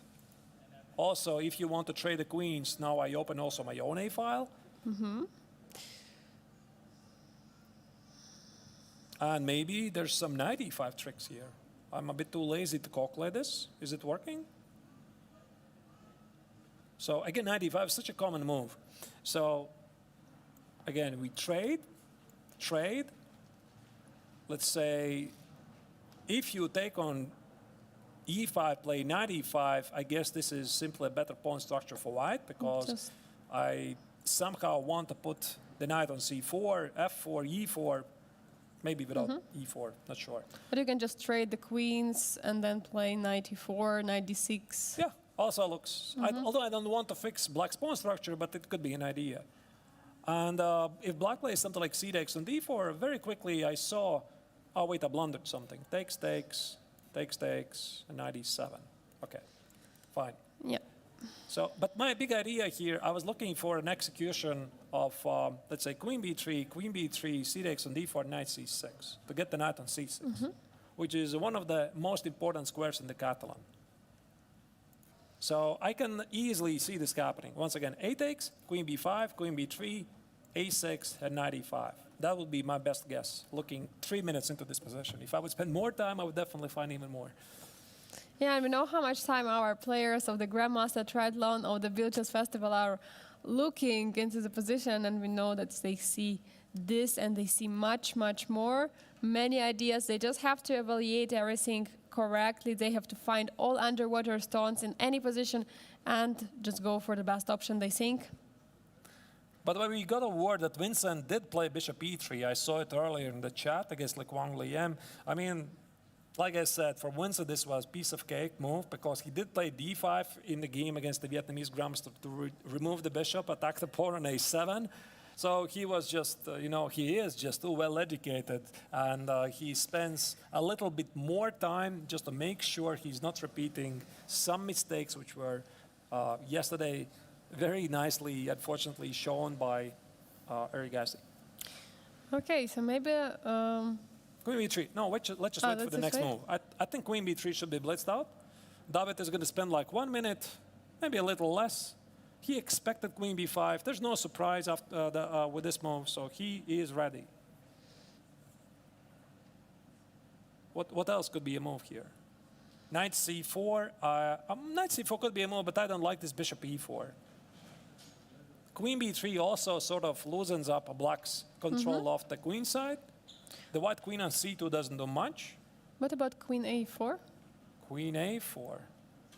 But then queen e2, yeah. Queen e2. Actually, queen a4 also looks pretty interesting.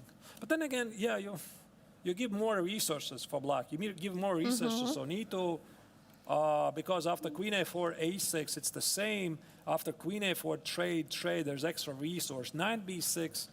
Yeah. So I wouldn't even calculate that, to be honest. I mean, I would look at this, and I would realize queen b3 is simply better option, yeah. a better option, yeah. But okay. we don't know how engines think. Engines sometimes think differently, and maybe I can again zoom into David to show to you. He's playing queen b3. It's on the board. We have this position. Again, for the Frenchman, this shouldn't be a surprise. Absolutely. So he's thinking about his choices. I think he has already thought about something like, how it goes when you play c5 here from black, because you have to play c5. When you play c5 from afar, you expect your opponent is going to take it. You expect that your opponent is going to play queen b3. And usually you have one idea in your mind. I mean, at least I have this move, But once you get there, you have a fresh look of eyes. Once again, okay, now it looks a bit different. Yeah, let me again see if what I planned is really so good here. So my money would be on a6.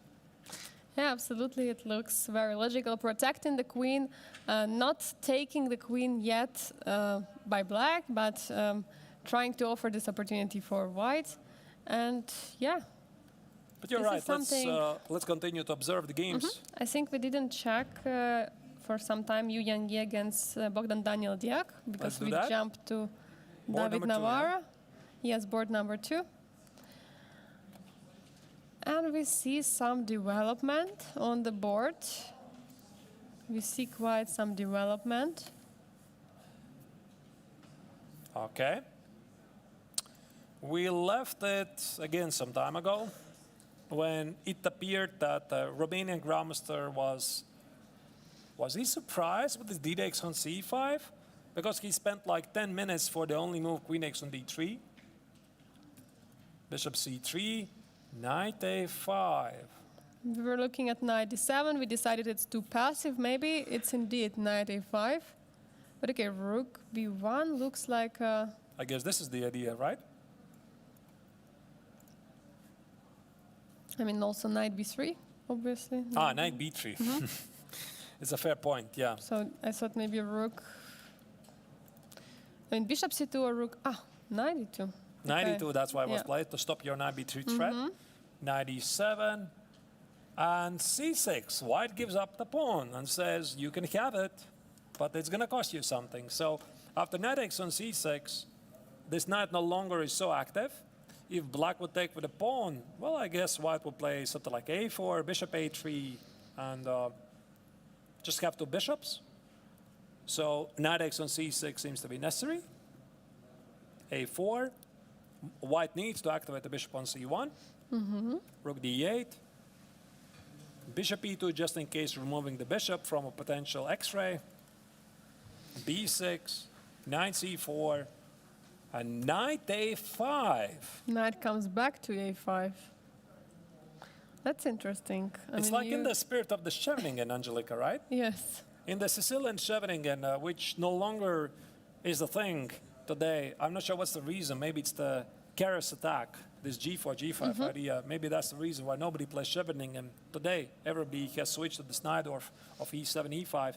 In Scheveningen, this knight a5 idea is a very common idea.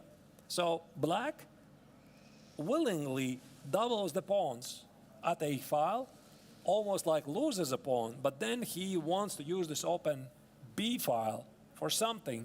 Here, I'm not sure what he can use with the open b file, because in Scheveningen, white has the pawns on b2 and c2, so there will be some pressure. Here, I guess all he achieved is not worrying about too much with the pawn on b6. Yeah, and also, of course, it's very double-edged. So on the one side, you're getting the b file, but again, there are not many weaknesses there. I mean, there is a pawn on c3, but I don't see that this pawn will be a weakness. I mean, it could be a potentially a very, very strong passer. So that's why black has to be really sure about this. And I don't like, actually, that he let white have these 2 bishops. I mean, this position with 2 bishops, it looks really dangerous. The center is open. The bishop can go anytime to a3, the other one to f3. Rooks are coming into the play. The position looks like white is dominating. I mean, white is definitely better. There's no argument about it. And I'm just thinking how to activate those bishops. So one idea I was thinking about e4, bishop e3, f3. But the question is, what happens if black plays knight c5? And I did not yet figure it out, right? Because f3, maybe there's knight b3. And white parts ways from the bishop. So I don't want to give away this bishop. My ideal position is bishop e3, f3. If I manage to do that, it's great. But this costs the pawn on e4. So maybe e4 is not going to work. So, yeah, but maybe you don't need to play e4. Maybe you don't want to. I mean, okay, you're right. Bishop a3 looks like a move. Yeah, you're right. I mean, I just believe that bishops work together nicely, right? You play e4 to limit the bishop on b7. You want to play bishop e3, f3, because you have taken away a lot of squares. You have 2 bishops together, and they control, you see, a lot of squares together. That's why I want to do it. But of course, I mean, bishop a3 makes sense, right? You take away the c5 square. You bring the bishop in the game. You want to push forward your c-pawn. This is really risky stuff. So if you would go back, from black's perspective, where was this? This b6 and knight a5 idea. I'm not convinced. Yeah, this looks I mean, this looks not that ambitious, I would say, the least. It just looks strange. I mean, it looks interesting, but it looks strange. Strangely interesting.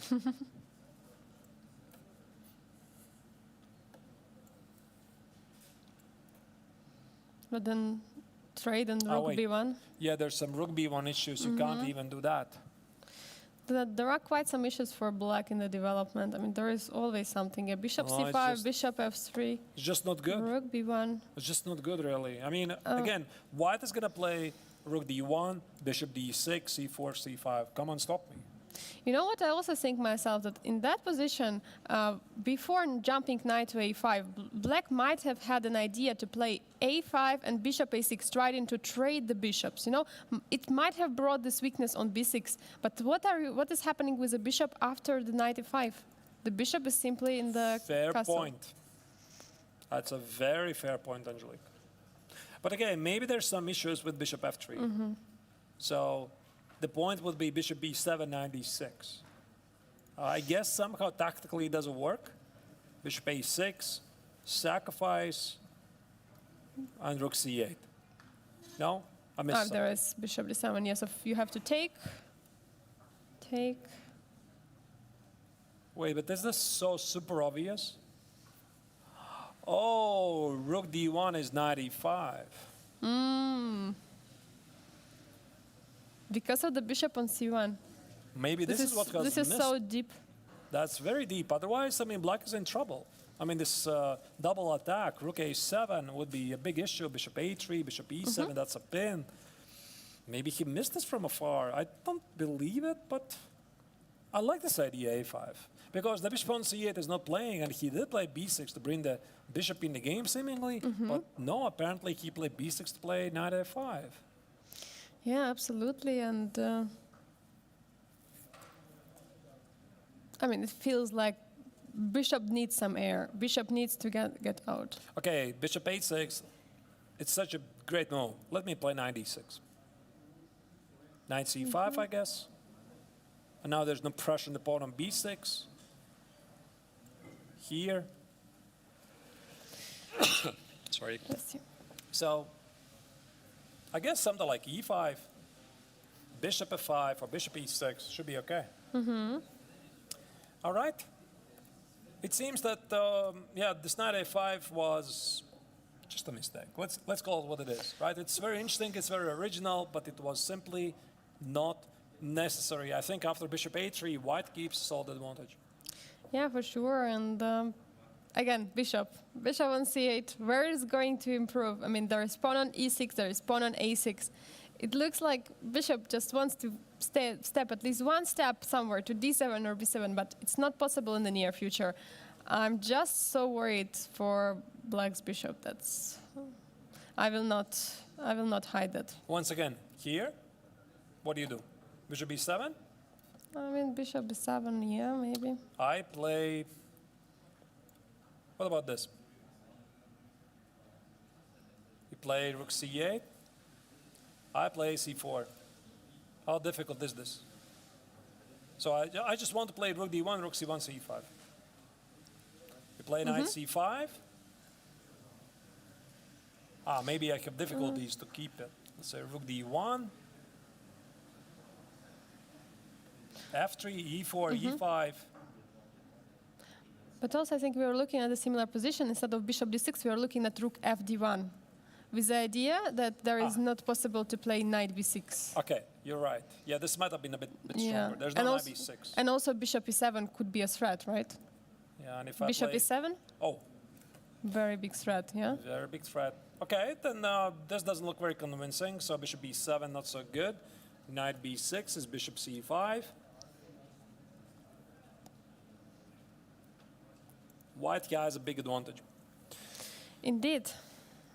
What else do we have, Angelica? Your choice.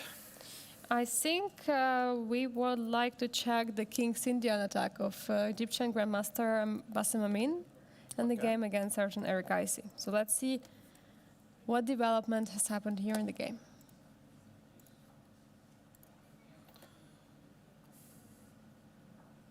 We left it here.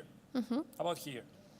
Knight h4, bishop e6, knight c4, b5 was played. We were wondering about this b5. Yeah. Rook b8 was played, knight f5. We saw this from afar.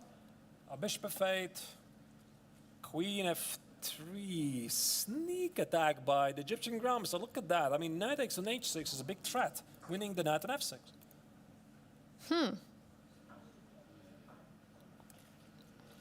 Bishop takes on f5? So he gives up the light squared bishop. I have a question. Taking with the pawn would be not possible because of e4. This is wrong. I mean, I do believe that the bishop on e6 is one of the central pieces for black. I mean, it holds together a lot of critical squares. I mean, look at this bishop, right? I mean, it controls, it's the most active piece. So one would expect that you want to keep your most active piece on the board. However, chess is very concrete. And I'm sure that Arjun knows this really well, better than me, right? The chess is very, very concrete, and he's a very concrete player. And sometimes players are breaking the rules in order to do certain things which are required to do. And it seems that he might have either missed from afar or underestimated the power of queen f3, because this knight takes on h6. Angelica, how on earth do you even stop this threat?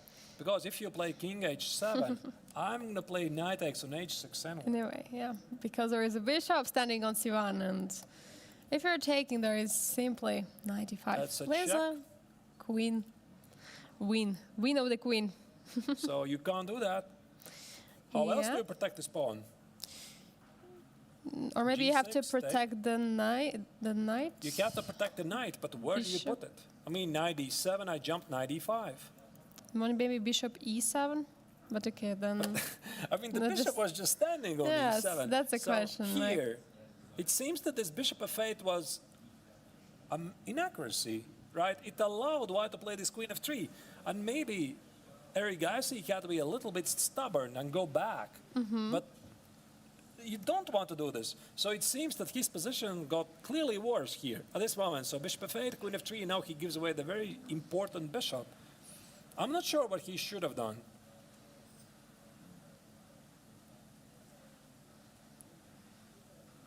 You know, for Amin, this is easy because we discussed this. He is one of the greatest experts of the King's Indian attack. He knows these positions. He plays King's Indian defense from black. He has played probably thousands of games. I mean, in classical, rapid, blitz, he knows these ideas all over, right? So that's why sometimes it's so great when you know this, all the tricks of this line inside and out. You don't even need to prepare. And no matter how good is your opponent, how deep is his preparation with an engine, at some point it stops, and you have to show this understanding of the position. And I do believe that the Egyptian grandmaster's understanding is much broader in this position because he's like a living legend of this variation. And that's why here Eric Gaisi's position is, you know, becoming worse and worse and worse all the time. And I'm very skeptical of this move d takes on e4. I remember this discussion I already told you with Eric Blomqvist. I said, yuck, you can play like that? And he said, yeah, the engines support it. But here's one thing, engines might like this, but you still gotta keep on like engines, and engines don't have any fear. They are not afraid of isolated pawns. They're not afraid of some weaknesses because they're silicon beasts. They don't care about anything. For humans, it's much more different. And it appears, at least according to the engine, this idea of playing b5, rook b8 is inaccuracy. It looks so human to me. I just don't approve of this line for black, tell you honestly. Yeah, I fully agree, Artus. Here we have a clash of understanding the position and preparation. And indeed, as you're saying, you know, preparation is going to finish at some moment. But understanding the position, the experience which Bassem Amin already gained for so many years playing this, for thousands of games he have played it online, over the board, everywhere. This is something which you cannot just forget. Right. Yeah. Jessica Mention says, Amin Bassem playing 99.70% accuracy. Yeah. He's literally playing perfect chess. Erigasi is also not too bad, 98%. So engines don't even treat this bishop takes on f5 as an actual mistake, but black is worse. I mean, this we can tell you immediately.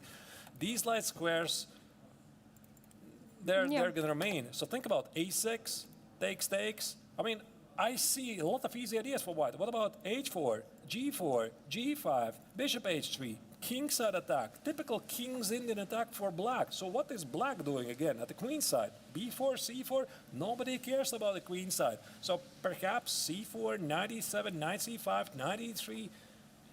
It's a very, very long maneuver. But also you have 2 pawns against 2. You don't achieve much. Normally you'll try to push like a5, a4, a3, you know, to create something. And here we have a4 move played, which is actually stopping this idea so that black cannot really create such a big attack on the queen side and create in the meantime the attack on the king of the black. So yeah, here we are having Arjun Erigasi in the thought process. As we remember, it's a little bit close. Okay, he's thinking right now. He's looking around in the playing hall. We've seen yesterday he was the same, having the same confidence. Today he's looking to me absolutely the same or very similar. It doesn't feel like that he's worried about his position, at least on the surface, but we don't know what is going on in his mind. Oh, he plays something. I think it plays was 97. 97. So he accepts he's worse. He's not even going to try to hide it. So 97, he realizes he has no time for nothing else. Actually, you know, Angelica, I just realized we didn't really pay any attention to this knight f5, why there was no knight takes on h6. Goes takes. Takes, queen f6. There was something, some knight jump. 94. Attacking the queen.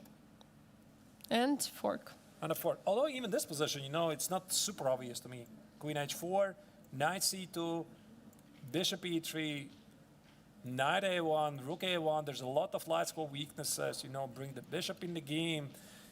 But okay, I mean, I understand that probably white doesn't want to do that. You know, there's rook d6, use the d file somehow. Yeah, for sure. You don't want to let your opponent get active, and you're just trying to maybe a little bit slowly at the beginning, but try to put your pieces on the way to the king side attack. So that's why a4 was played, and I guess after a6, what's the difference, by the way? Takes. Can I play now knight h6? Takes here, knight e4. No, it's the same. It's very, very similar. Wait, is it though? Yeah, it's the same. I was thinking about some intermezzo moves, but I just take it. Yeah. So there's no difference. And knight c2 still is a thing. Oh, wait, is it though? Here. No, it doesn't work. Okay, not very serious. So, yeah, after a4, a6, I guess he just realized h4 is very unpleasant, and that's why here Arjun plays knight e7, accepting just the worst position. Even takes could be a move, takes, and if Amin is going to get the bishop on c4, you know how many times he has done this? Even he did it in this tournament. There was this game, Amin Bassem against Likwang Liem, rapid tournament, whichever round I already don't remember. And Likwang Liem entered exactly the same position, right? So he also had this weakness on d5. Amin Bassem played bishop c4. He managed to capitalize on all of those weaknesses. It was an easy victory for the top African grandmaster, right? And this is basically déjà vu. This is absolutely correct. This is a déjà vu for him, and he looks here like very, very confident because this is position he's playing, and now he's taking on b5. So he was looking around, and the question is what black's... Yeah, black has to take on f5 because if rook takes on b5, there is still this idea of knight h6. Now black's taking on f5. I guess for the pawn even, because of course bishop f1, bishop c4 is the main idea of this move, of this position, but he takes f5, Yes. rook b5, dream about queen c6, trade the queens. Oh my goodness, you have two bishops, bishop f3, I don't know, g4, that's a weakness, this is a poor knight, this is a bad bishop. It's e5 is a weakness. Everything is hanging all over the board. I mean, basically, you can choose where you want to win the game Do you want to win it by playing that piece, the other one, or You whatever? simply do not go to these positions against Amin Bassem. Yeah, indeed, for sure. I think that it looks really great for Bassem. Here we have him back on the screen. He's feeling very comfortable, you know. He's feeling good. He feels good. Queen f5. Okay, maybe he's going to look for queen takes an f5 because he knows this is the typical move. Takes, bishop f1. But the problem here is the black can play c4. And the difference, perhaps, with this line, was there a difference, by the way? After 90, where was this? Instead of a takes and b5. Takes, bishop f1. There is still c4. Rook a4, this would drop the pawn.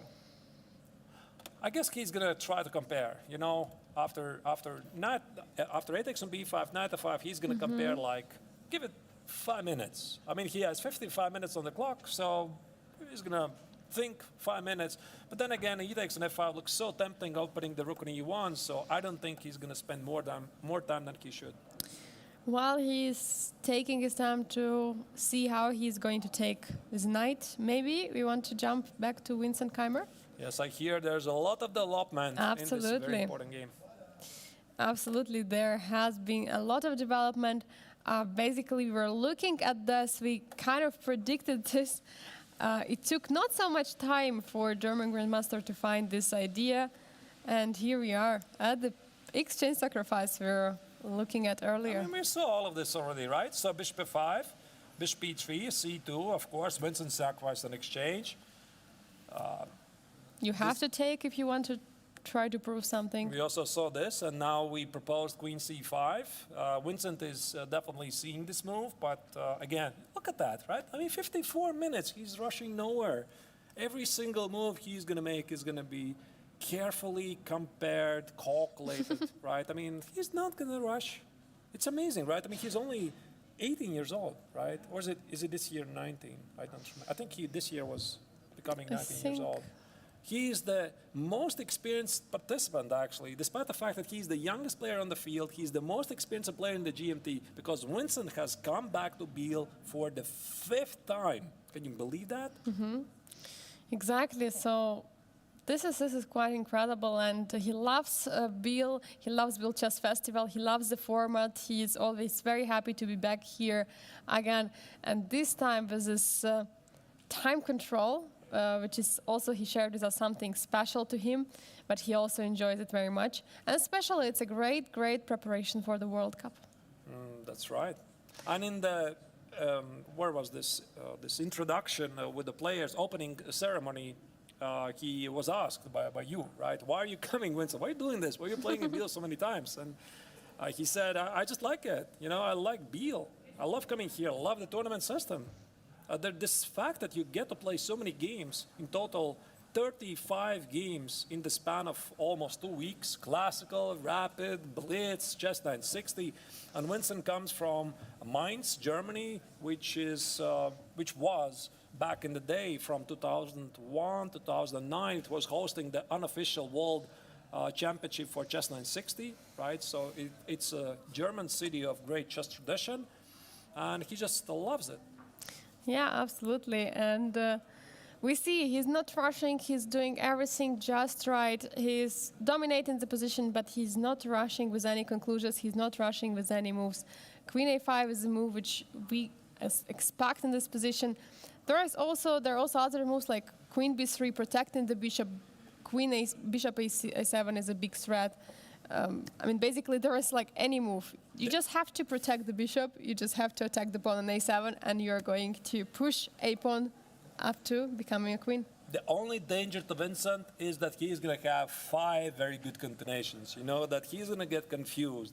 You know, queen b3 looks great, queen c5 looks great, rook d1 looks great, okay, bishop a7 doesn't look so great. Maybe he's going to find some other move, and then, you know, he could get confused, but I don't really think so. My money would be on queen c5. It looks really forcing. Vincent already sees this. He's just looking, for the kill. I mean, it just feels like this position is crumbling for black. It's just not holding together. Despite the fact that white is down on exchange, it's easy to see what white is gaining. So you want to win the pawn. It's unstoppable. This pawn is dropping. You're retreating with the bishop, retreating with this bishop, and then you put another queen on the board. Yeah, absolutely. This is quite an incredible position. I mean, Lech van Guillem has just won 2 games in a row. He was playing very solid. He was trying to use any chance he had. He won against such strong players. I mean, every single person, every single player, super grandmaster in this Grandmaster Triathlon is very strong. There is no last place. I mean, technically there is, but there is no last place because all of them are enormously strong. Okay, let's try to figure out this queen c5. By the way, I see this bar is on the small live position. It's showing in the middle. I don't think that's the case because we're getting an underbar. It's way up for white. I wouldn't definitely say this is equal position. I'm not even sure why this bar is showing in the middle. Maybe it's stuck. This is definitely huge advantage to white.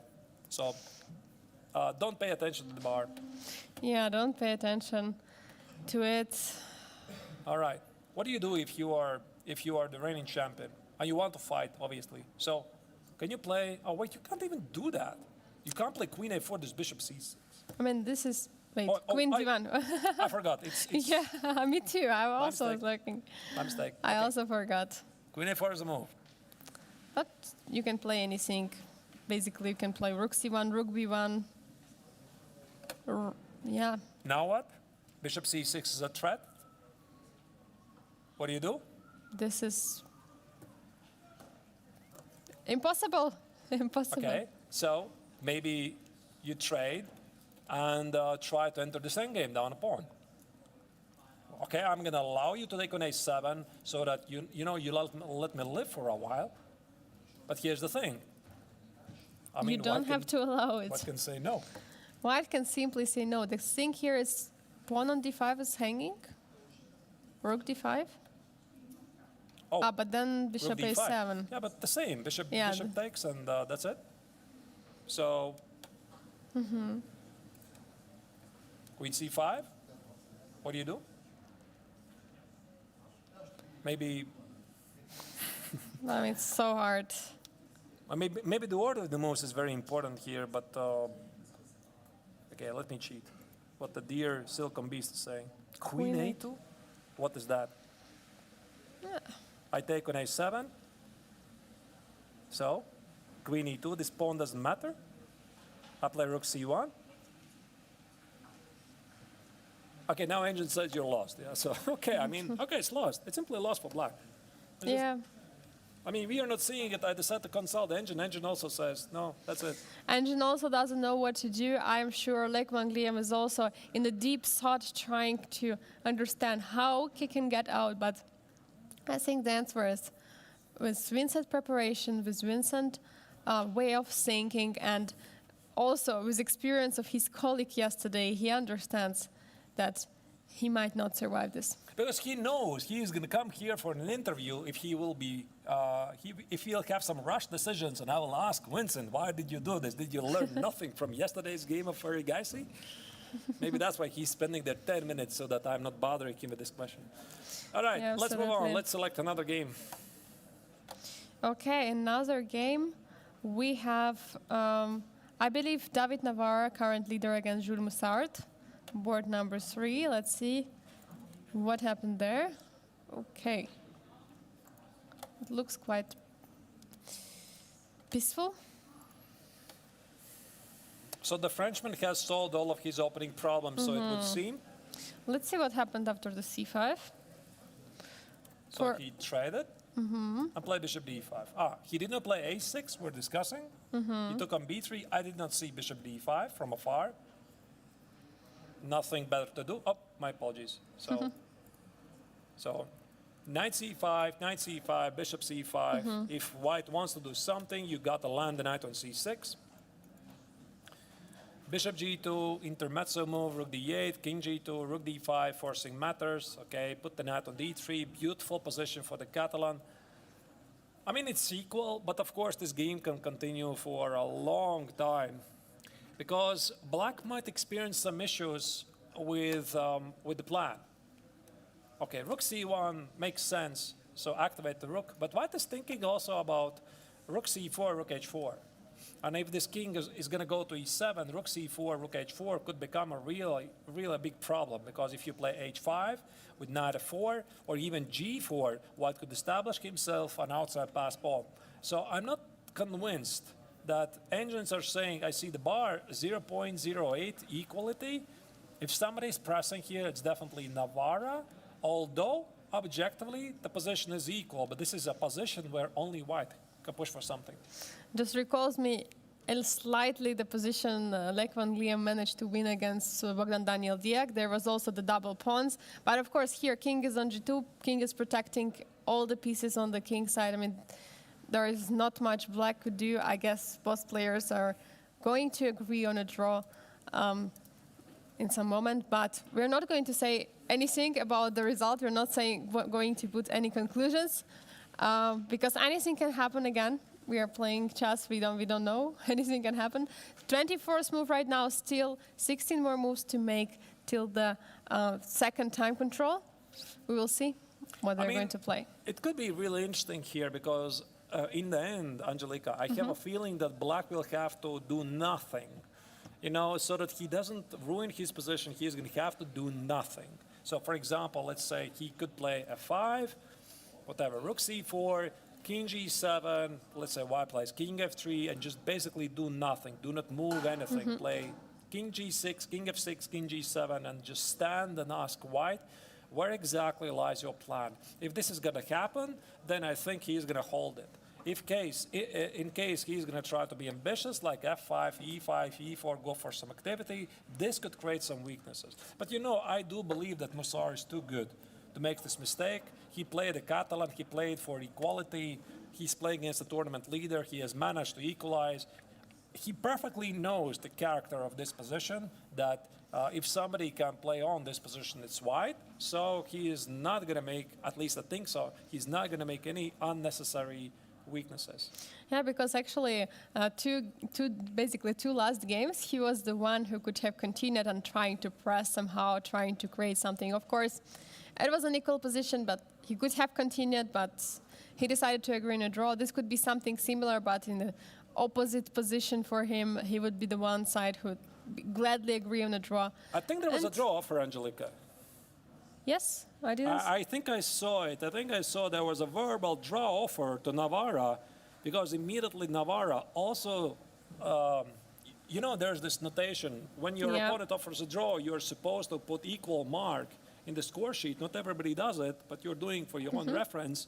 Maybe I'm wrong, but it appeared that Musar said something to Navarro. The only thing you can actually say to your opponent is either I offer a draw or I resign. And since I don't believe he resigned, most likely it was a draw for him. Yeah, for sure he didn't resign. Also, normally you resign, you just give a hand, you just handshake, and everything is clear. But yeah, Navarro is thinking. Nah, he's definitely going to play on. There's no risk. Absolutely. First of all, there is no risk.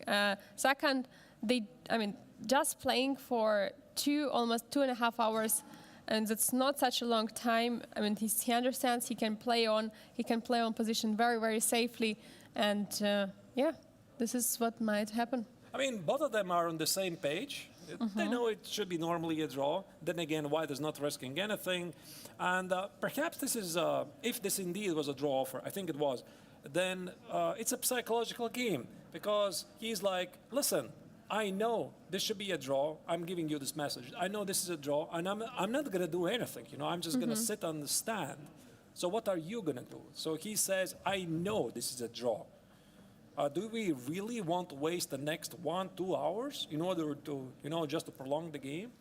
And sometimes, yeah, players just indeed agree, because they have a very long distance, right? They have to fight out one more classical day, one more classical round tomorrow. Then they have a blitz game. Then they have a rest day, when they're not going to be resting. Actually, we know the program. I've heard for the invited grandmasters to the GMT. It's quite amazing. I'm not sure if we can tell about it. I think we leave it for the day after for the interviews and let Maybe for the people. interviews we can ask Yes. them if they can Let them share. disclose. Yeah, let them share If they their if they activity. can disclose the activities they're going to be doing in the rest day. But Because remember, just last year we had this amazing, amazing guide to the museum of watches and everything, and they were just could not stop but playing some these games and everything, and all the players were.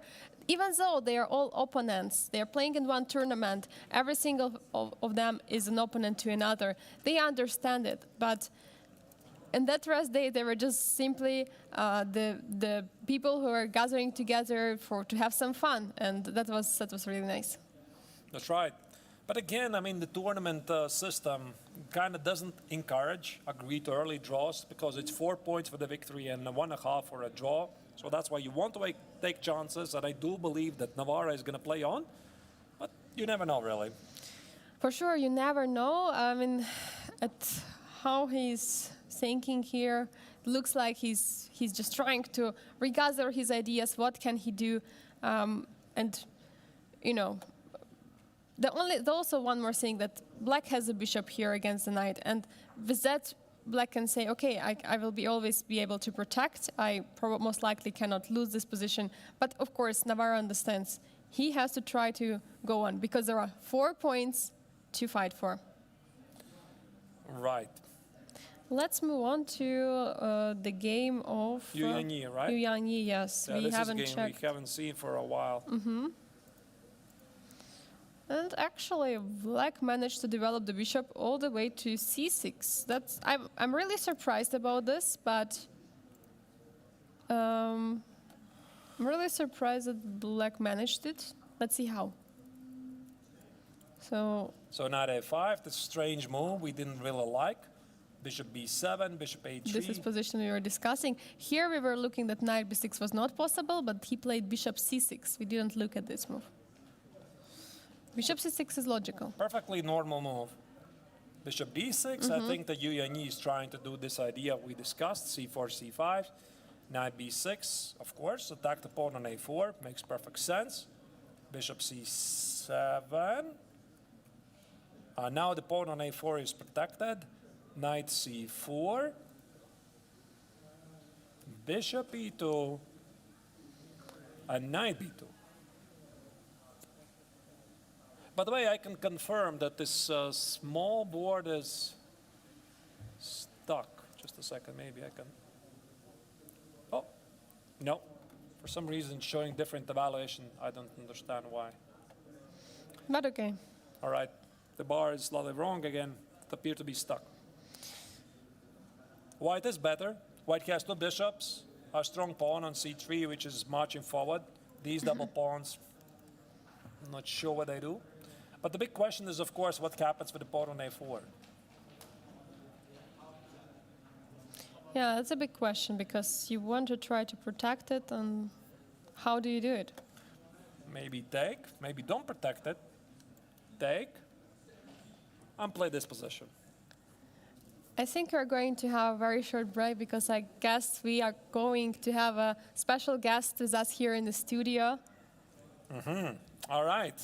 So I think actually it really calls for a small break indeed. So let's make it something like, what is it? Something like 5 minutes? Yeah, let's make it 5 minutes. So don't go anywhere. You're going to see who it is. Pretty familiar face. You might have seen him before. He occasionally streams. Occasionally. All right. So once again, take some refreshments. Come back in 5 minutes. Hope you're enjoying the coverage. We'll be seeing you in a moment. Bye-bye.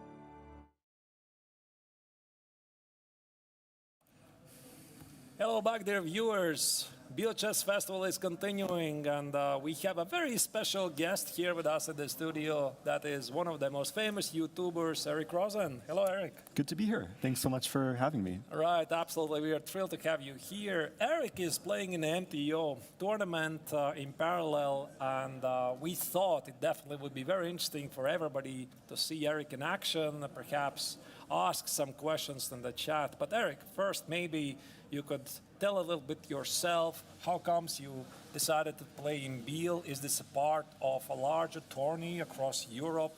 And yeah, I guess something about your YouTube? Yeah, so this was a very last-minute trip for me. I decided maybe 2 or 3 weeks before that I would book my trip to Switzerland and play in Biel, and it's been on my bucket list for many years now to come to this chess festival, so I'm super happy it's worked out. And the experience has been just amazing here. Like, everything is just so efficient and clean, and food is good, people are nice, so really no complaints. And I'm going to be in Europe actually through at least the middle of August. I have a good friend's wedding in Italy, and I haven't announced this publicly yet, but I'm planning to play a competition in Germany. It's the weekend of August 4th and 5th. It's called the Chess Tennis World Championship.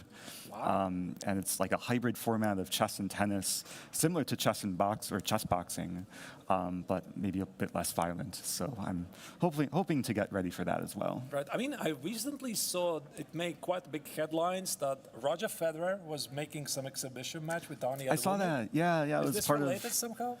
It's not that I know of. Okay. I think that was part of like a Uniqlo sponsorship. I saw the video online. It's like really, really well done. And Roger seems super down to earth, but maybe not the best chess player. But it was super cool to see because I've been a huge fan of Roger for many years. Yeah, me too. Wow, all right. So how has it been going for you so far here in Biel? I mean, we saw one of your games, I believe round 1 or 2 perhaps, where you unfortunately lost.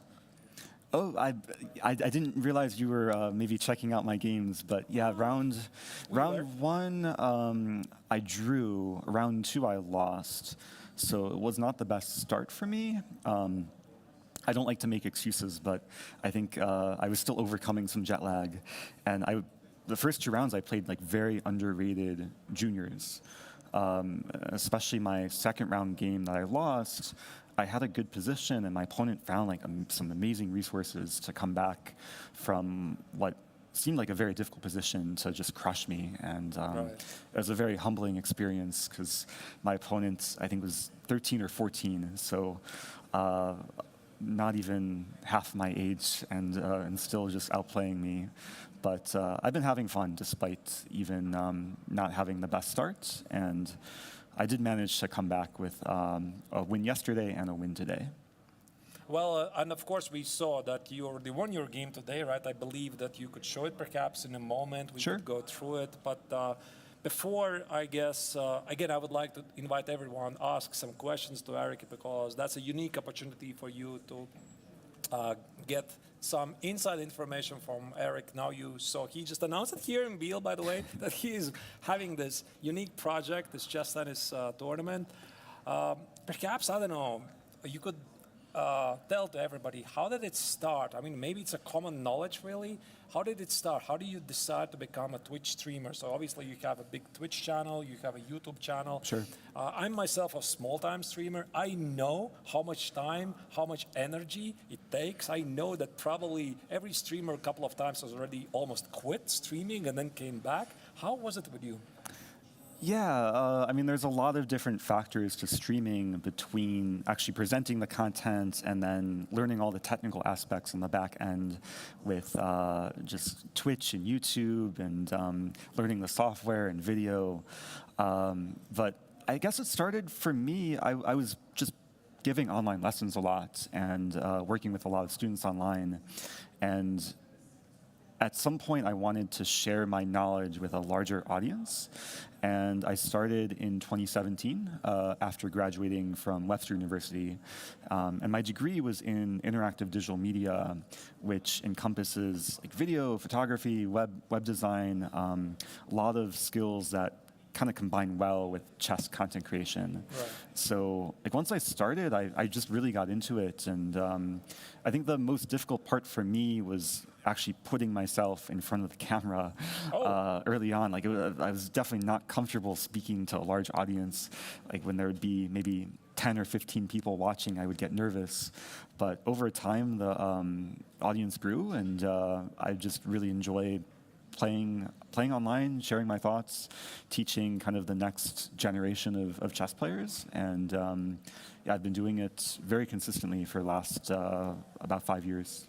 Any future plans?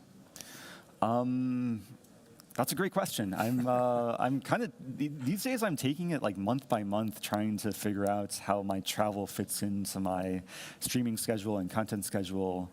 But I have no plans of slowing down, and I'm trying to keep things kind of fresh and exciting, which is one reason that I'm seeking out tournaments like this to have a different type of content rather than just playing online. I'm actually playing over the board and playing much higher quality games. So it's very refreshing. And I haven't noticed actually, Eric, that you are making these recaps also, Yep. Biel. So it's not only us. We are making these official recaps. Also, Eric is making recaps here. How's the reception? Oh, it's great. Yeah, I've played 3 different classical tournaments so far this year. Every single tournament, right after my game will finish, I'll go to my hotel and then record like a 15 or 20-minute recap. And people seem to enjoy it. It kind of gives an inside glimpse into what the preparation is like and kind of what goes through my mind during a hard-fought battle. And it does take an extra layer of work because I'm usually tired after a game, but I try and use the adrenaline rush after finishing the game to just go straight into the recap. And yeah, it's fun to kind of see the audience enjoy kind of hearing my thoughts. And it also acts as some sense of therapy. Like after my first 2 rounds, I wasn't feeling good, but to just be able to kind of share what my mistakes were and how I'm going to try and learn from them, it's very therapeutic in some regard. Oh, I wouldn't have thought of that. Okay, that's pretty interesting. All right. By the way, if I may, I did say to the viewers you can ask questions to Eric. And speaking about the special event, now going back slightly about this chess tennis event, could you please give us a little explanation about how tennis and chess, they're mixed, and what kind of format is it? Oh, What's the sure. secret? Yeah, so I only found out about this event just last month. It's not so well known, but it will be in Baden-Baden. And I believe the last year's winner was Tregubov, Grandmaster Tregubov. Right. And I know Kostyniuk also played last year. And the way it works is there's a chess tournament. I believe it's 7 rounds of rapid. And then also a tennis tournament of 7, I think 10-point tiebreaks. And then you combine the scores from both tournaments, and the top 4 compete in a hybrid format. So there's semifinals and finals. There's a website, if you just search for Chess Tennis World Championship, it has all the Oh, it information. even has the World Championship title. Oh, wow. Right, yeah, because I know Chess World Championship is trademarked, but Chess Tennis World Championship I think is fair use. So. Right, right. So I'm looking forward to it. I actually played tennis this morning. It was my first time playing tennis in Europe. Played on a clay court, which I'm not used to, but it was a nice break from the chess. Wow. That definitely sounds great. And also, I'll check out this tournament. I think I heard about Alexander Kostyniuk and Tregubov organizing something. I didn't realize this is somehow connected. All right. Well, maybe let's jump into some chess action, Eric. I don't know, perhaps we could start with your game, right? Yeah. Since you won today so quickly, and you could share your insights about your game, and then we could ask your opinion on what's happening in the GMT, or perhaps there was a single game, single moment as you were doing these recaps. Sure. You're like, oh my goodness, what on earth is happening there? Your favorite moments, we could go back there and again look at it from your perspective. Yeah, sounds good. Yeah, I'm happy to share my. I mean, the game today was relatively quick, but Maybe I give definitely. you the mouse? Yeah. It'll be a bit easier. Just a second. Yeah, if you can reach it. Sure. Okay. So this game definitely had some important lessons. I started with a move that I almost never play on move 1, knight f3. I like to mix things up in the opening, but usually I play e4, d4, c4. And knight f3 I've played maybe once or twice in a tournament before. But I did a little bit of preparation for my opponent, and I saw he played a game entitled Tuesday against Vladimir Kramnik. And Kramnik won like a very nice game from a reverse Nimzo that went c5, b3, eventually d5, and white got like the setup against the knight on c6. So before the game, I was preparing lines along this, but he surprised me on move 1 with d5. And he played this really quickly and confidently. So my preparation like almost went out the window, but then I realized I can still try and transpose. And I played b3. Just waiting for him to play c5 so we can transpose to the Kramnik game. But then he played a reverse London, which I actually like to play as black. I've had this position a ton before, and I played London as white, so I figured it's still kind of within the realm of my comfort zone. And we go forward here. And the first moment that I think was very critical was on this move. He played this move c5, which is already probably a slight mistake. And sometimes you can get away with this, like if you're white and you're playing the London and you play kind of a hybrid Queen's Gambit London setup. But as black, I think over the next few moves we see why this move isn't so accurate. Because I very simply take, and after pawn takes, I castle. And the plan for white is just to play d4 and give black an isolated queen's pawn. And it's very difficult to stop. Yeah, and I know Hikaru is like known for playing this setup in a lot of Blitz and Bullet online. Like he loves this e3, b3. So yeah, I think already like it's a little bit uncomfortable for black. I do want to note like the reason why I don't play d4 here is there's bishop takes b1. I just didn't want to bother like calculating, even though it's. I see the engine says it's just very good for white, but I figured castling is a safer approach. And if we go forward a little bit further, I got in d4 and bishop d6. And my opponent told me after the game, like he didn't want to develop the bishop because it loses a tempo, but like what else to do? Because eventually you have to castle. And before taking, I played knight c3, preparing knight to b5. And after castle, I play knight b5. And we're going to see things simplify a little bit, but I get the bishop pair. I get a nice blockade on d4, and it's just a dream position from the opening. Right. And in just a few moves, there's a very surprising tactic. After takes, he plays a6. I play bishop f3. And when I played this move, I saw this tactical possibility. If black's not careful, like I'm already threatening to win a piece here. And he missed the idea. He played rook c8 relatively quickly. And maybe for you and for the viewers, this is white to move and win material. So I'll let people I maybe sort of see the find notation, move. but I Yeah, have to confess that as soon as you play bishop f3, I realized the idea what is here. But I'm not sure I would notice it before playing bishop f3. Probably I would, but it's a rather unusual idea. Yeah, it's one of these like easy blind spots because as black you assume this e4 square is just controlled by the bishop, knight, and pawn. But the key thing to understand here is that two of black's pieces covering e4 are pinned. The knight is pinned to g7 with the battery, and the pawn is pinned to the queen. So this should act as enough of a clue to see that the winning move is e4.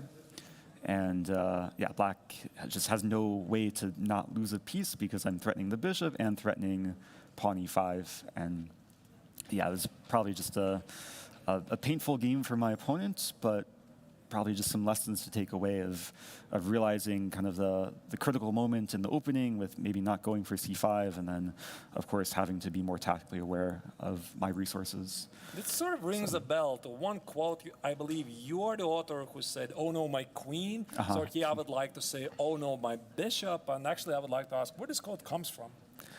Yeah, so let me actually show a line. Let me give an example of an "oh no, my queen" moment, because it didn't happen in this game, but I was calculating a funny line where it could happen. So let's imagine in this position my opponent played rook e8, but let's imagine he plays rook c2. And against this move, I was going to take, and play rook c1. And this is a moment where, if Black wants to be sneaky, he can play rook e8 and say, "Oh no, my queen." And the origin of this is really when I stream live on Twitch.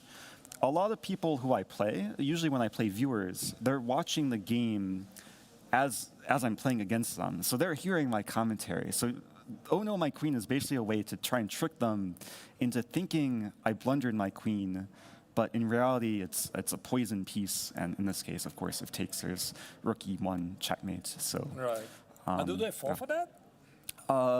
Not too often. Sometimes what will happen is they'll fall for it, but it's not clear if they were actually watching the stream or if they just didn't see the tactic. But there's been a good handful of clips from my Twitch stream where people do kind of walk into the trap. And it's a nice feeling, makes for good content. All right, so indeed, the game finished, I believe. You had this extra piece, and you capitalized on it, right? So this didn't happen. You made the window. You said, okay, there's no need for this anymore. Queen b6, bishop f6. Simplify, yeah. Yeah, all right. Indeed, a very nice trick. I guess all of it started with a very good selection of the opening. How many points do you have now? So there's been 4 rounds. I have 2.5 out of 4. And yeah, I'm just trying to take it one game at a time and not worry too much about the overall score. Right.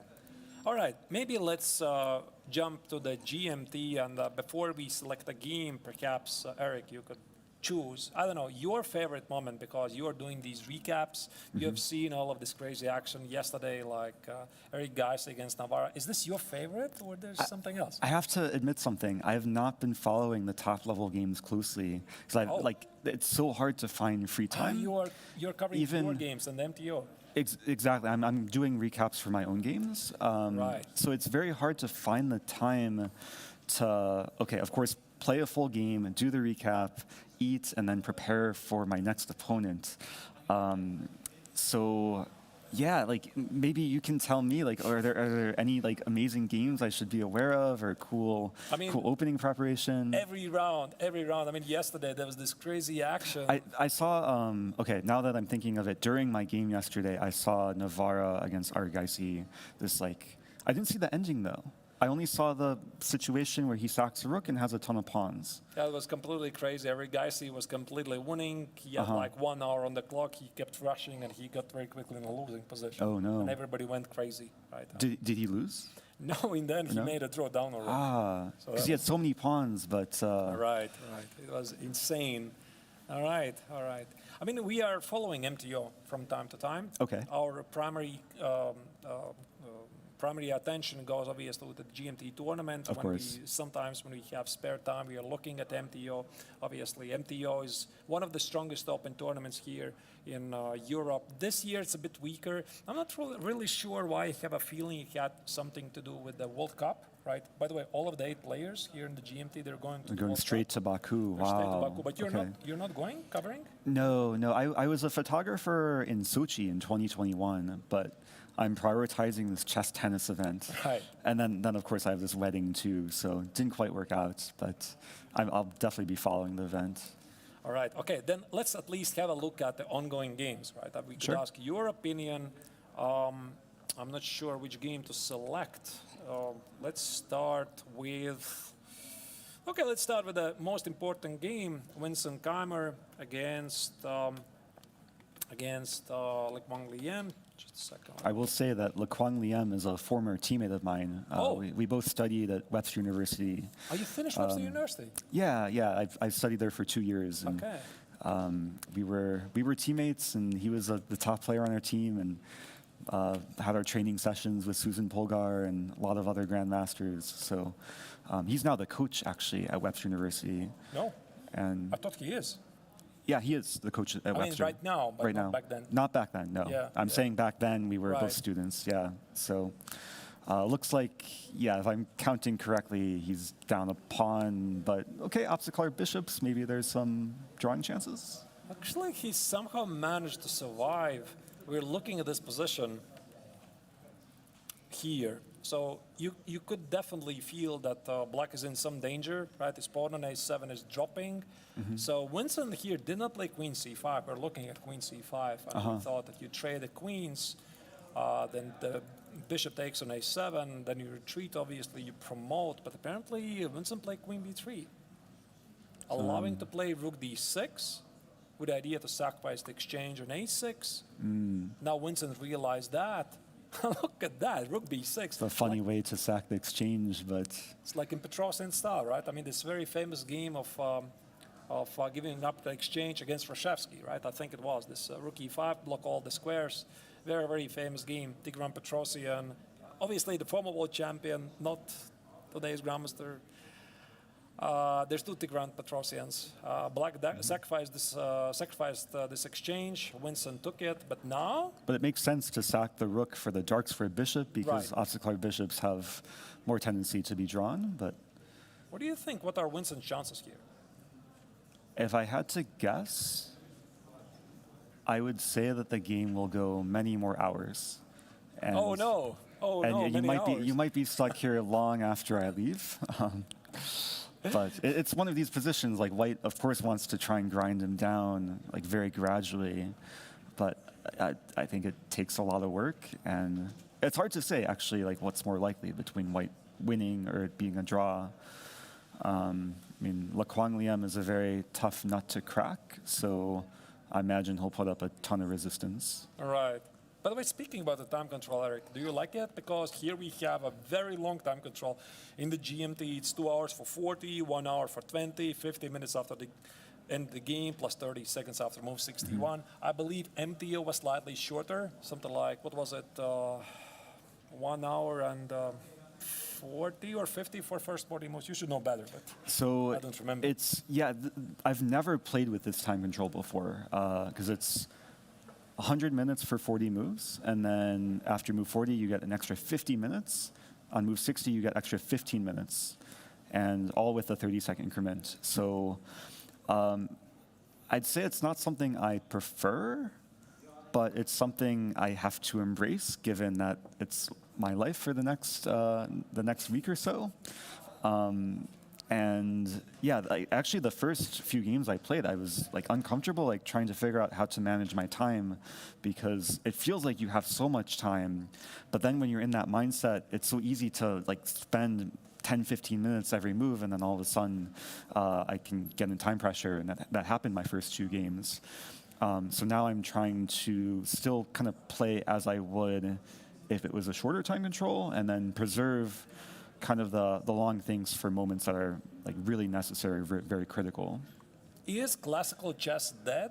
And we are moving to the age of online chess, that all of the most important tournaments will be held online with accelerated time controls, with these tennis sets, so to speak, or there's still hope for us?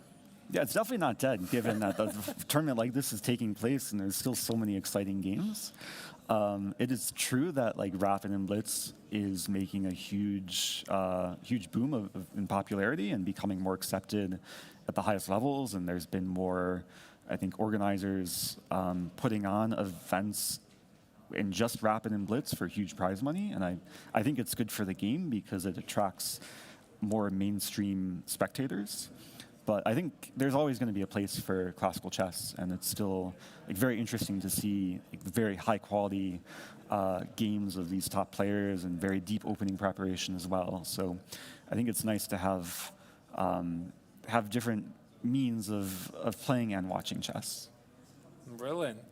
I love that answer because I also hope that classical chess will definitely prevail. Although, I mean, there always been people who are announcing classical chess is dead, you have to move on. Bobby Fischer was one of them who obviously brought into practice the chess 960. Although I'm a big fan of chess 960, to be honest, right? I believe it has contributed something to chess, to the creativity. Definitely. But I don't think it's going to substitute chess, really. I mean, the classical chess. All right, do we select another game, perhaps? Yeah, maybe David Navarra. I always enjoy watching David's games. And speaking of chess 960, I think my favorite game I've witnessed this whole event was his win over Bassem Amin. Right. This beautiful sacrifice for mates in the 960 event. Yeah, that was absolutely incredible. I mean, dear viewers, if you don't remember that, Navarra sacrificed a rook with an incredibly insane idea, knight e4, knight c5. Go to Biel's Twitter page to check it out. It was 3-4 days ago. It should be still there. And it was pretty amazing, Eric, that both of his bishops were not even moving. They hadn't even made a single move. They were standing basically on the starting I didn't squares. realize that. But, Yeah, bishop f1, bishop g1. It was just one knight, one sole that's warrior. incredible. Just incredible. All right, what do we have here? Okay, some imbalance. Pawns are equal. Knight against bishop. Can we just have some context? I'm just curious what the opening is given the structure. So it was some Catalan. Okay. Some rather not really offbeat, but not the most popular move, c6, b5. There was a struggle for the Frenchman trying to understand when to play c6, c5. Here, he didn't like it. There's this very annoying move, knight e5. We are analyzing it a bit, and that's the reason why black played rook d8. a4, trying to slow down black's intentions to play c5, and yet it happened anyway. So there were trades. Navarra played queen b3. I guess he didn't have anything better. And there was very nice and precise bishop d5. So it led to some trades. Navarra, in the fashion of the Catalan, put the knight on d3 first by taking on f6. So they basically got it here like this. I see. Okay, I've played similar lines as black before against Catalan, sometimes without d4 included. So, first impression, it seems like black is just playing a really solid game. Seems like he's fully equalized despite the double pawns on the king side. And I mean, after king f6, the king has found just a really nice square supporting f5, and is black threatening pawn e4 to win b2. Actually, we kind of already announced that if somebody is ambitious here, it's only white, because there are these weaknesses, most notably the pawn on h7, where white might pressure a little bit. But now that I look at this, I do see ideas also for black. Yeah, as white, how do you prevent pawn e4? That's a fair question. I mean, you can always play, I guess, b4, e4, knight c5. I guess you just grab the pawn on b4. You don't take, obviously, on c5. I have the feeling that at this level, things will somehow simplify very quickly. Yeah, always find a draw, right? Exactly. All right. All right. Yeah, it looks pretty peaceful. Speaking about David, definitely he is one of the most creative players. And Eric, I'm not sure you're watching one of our broadcasts. Probably you did not, because we had this moment with Vincent Keimer here with us, and we said it in the broadcast, as also Vincent told it privately before the interview. He said, Navarra is just such a beast when it comes to tactical chess, right? If you want to play against Navarra, you want to be successful, you have to play dry very positionally, chess, right? Do you think that's the right approach against highly tactical, skilled, genius level players, where still you should take your chances, go for these complications, because maybe, they're going to miscalculate? Yeah, I mean, it's an important concept to be aware of your opponent's style and tendencies, and then try and play in such a way that makes them uncomfortable. Of course, at the Super Grandmaster level, it can be very hard to find any clear weaknesses with any of these players, but players will still have perhaps types of positions that they prefer. So if you know your opponent is very, very strong tactically, it makes sense to maybe have a drier, more peaceful strategic game. But yeah, I try and do this with all my opponents too. Like when preparing for them, it's not just a matter of checking the openings that they play, but seeing their style, seeing where they make blunders, and seeing how they manage their time too, and trying to formulate a game plan where you can play against any sort of weakness or tendency that they have. All right. Okay, I do believe that this game most likely is heading to a peaceful outcome. Do you know what's the tournament scoring system here in the GMT? Oh, this is a good quiz. I saw it maybe on social media or on the website. It's, what, 4 points for a win and 1.5 for a draw? That's right. Okay. That's right. I love the system, and I hope that more tournament organizers are going to use it because they have Rapid, Blitz, Classical. Okay, Rapid and Blitz, they have 1 point in Blitz for the win, 2 points in the Rapid. In the Classical, it's 4. But I just love that they have this 1.5 points for a draw. It's like saying a big no-no to these fast Grandmaster draws. So yeah, hopefully that incentivizes the players to play more enterprising chess. And they're doing because basically every year, ever since this formula was introduced, I mean, there's almost no short draws. Everybody's fighting it out. That's great. Yeah, and it's the type of players you want to invite back year after year. That's right. All right. I'm not sure which game next to select. Perhaps you and you against Daniel Bogdandiak. Yeah, I have not seen either of the other games, so Okay. let's check it out. Some more kind of strategic endgame, I see. Yeah. Let me bring up the small board. So, Can we do a quick zoom through of the opening? yeah, we can. I'm not really familiar with this Rogozin particular line here, e3. We're discussing if black can play b6, bishop b7. Oh, he's after the short castle. c5, bishop d3, inviting for IQP positions. Black said no. I'm not really familiar with all of this. I'm not either. You don't neither, yeah. Okay. No. But there was this very interesting moment when Diak played a6 with the idea to play b5, and he sort of, we felt, underestimated or mixed up something because after d takes on c5, queen takes on d3 is the only move, but he spent about 10 minutes or more. So how would you explain that? I mean, imagine yourself, you're playing the black, and you have the only move to make, and yet you're spending something like 10 minutes. Yeah, it's surprising because like white's about to play b4, so Right. and you can't allow that to happen. Was there any other move to even consider? No. Sometimes it can be easy to forget the fact that you have an only move, and you get kind of invested in calculating very deeply. So maybe it's possible he was like calculating queen takes d3, bishop takes d3, bishop takes c3, bc3, and thinking what to do in that position. Right. But if it's the only option, you should at least get to that position, then take your time. I've noticed some players will think when they have one legal move, and this is a big no-no. If you have one legal move, you make it, but same applies when you have one just logical move as well. Right.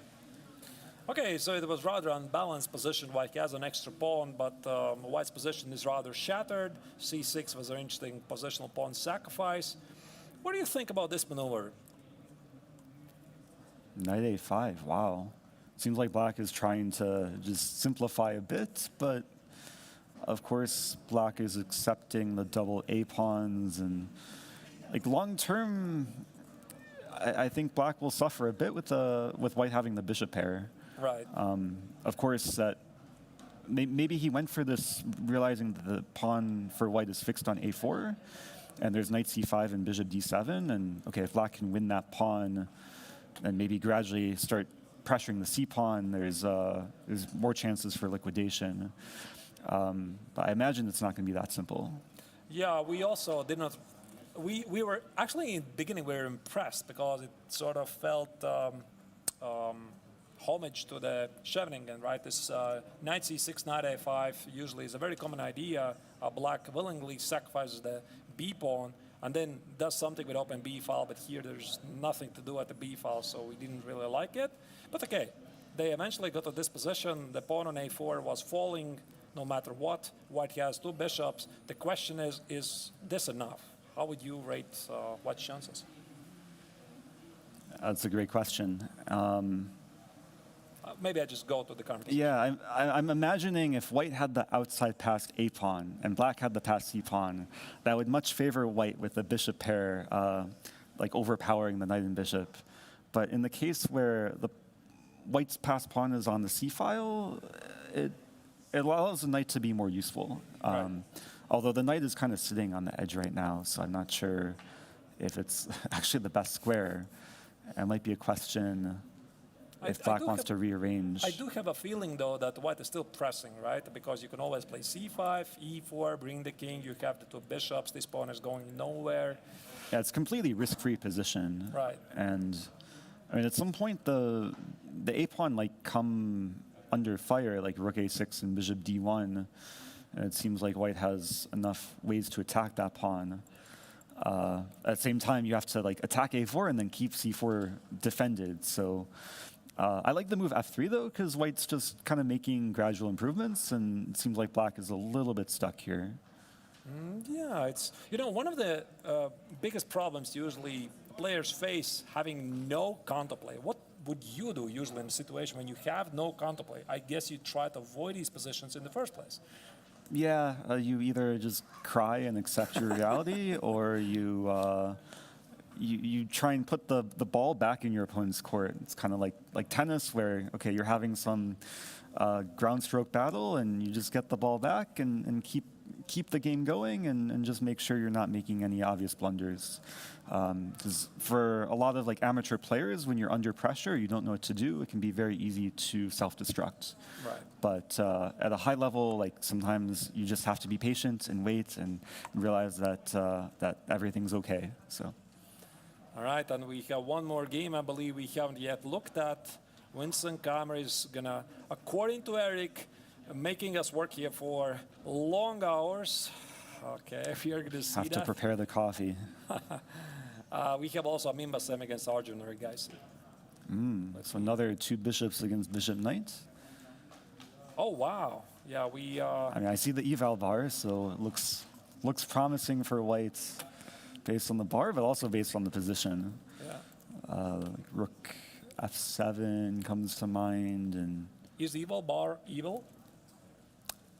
I know some people like really hate it. Some people do consider it evil, and then some people like can't watch chess without it. Like they're dependent on the eval bar.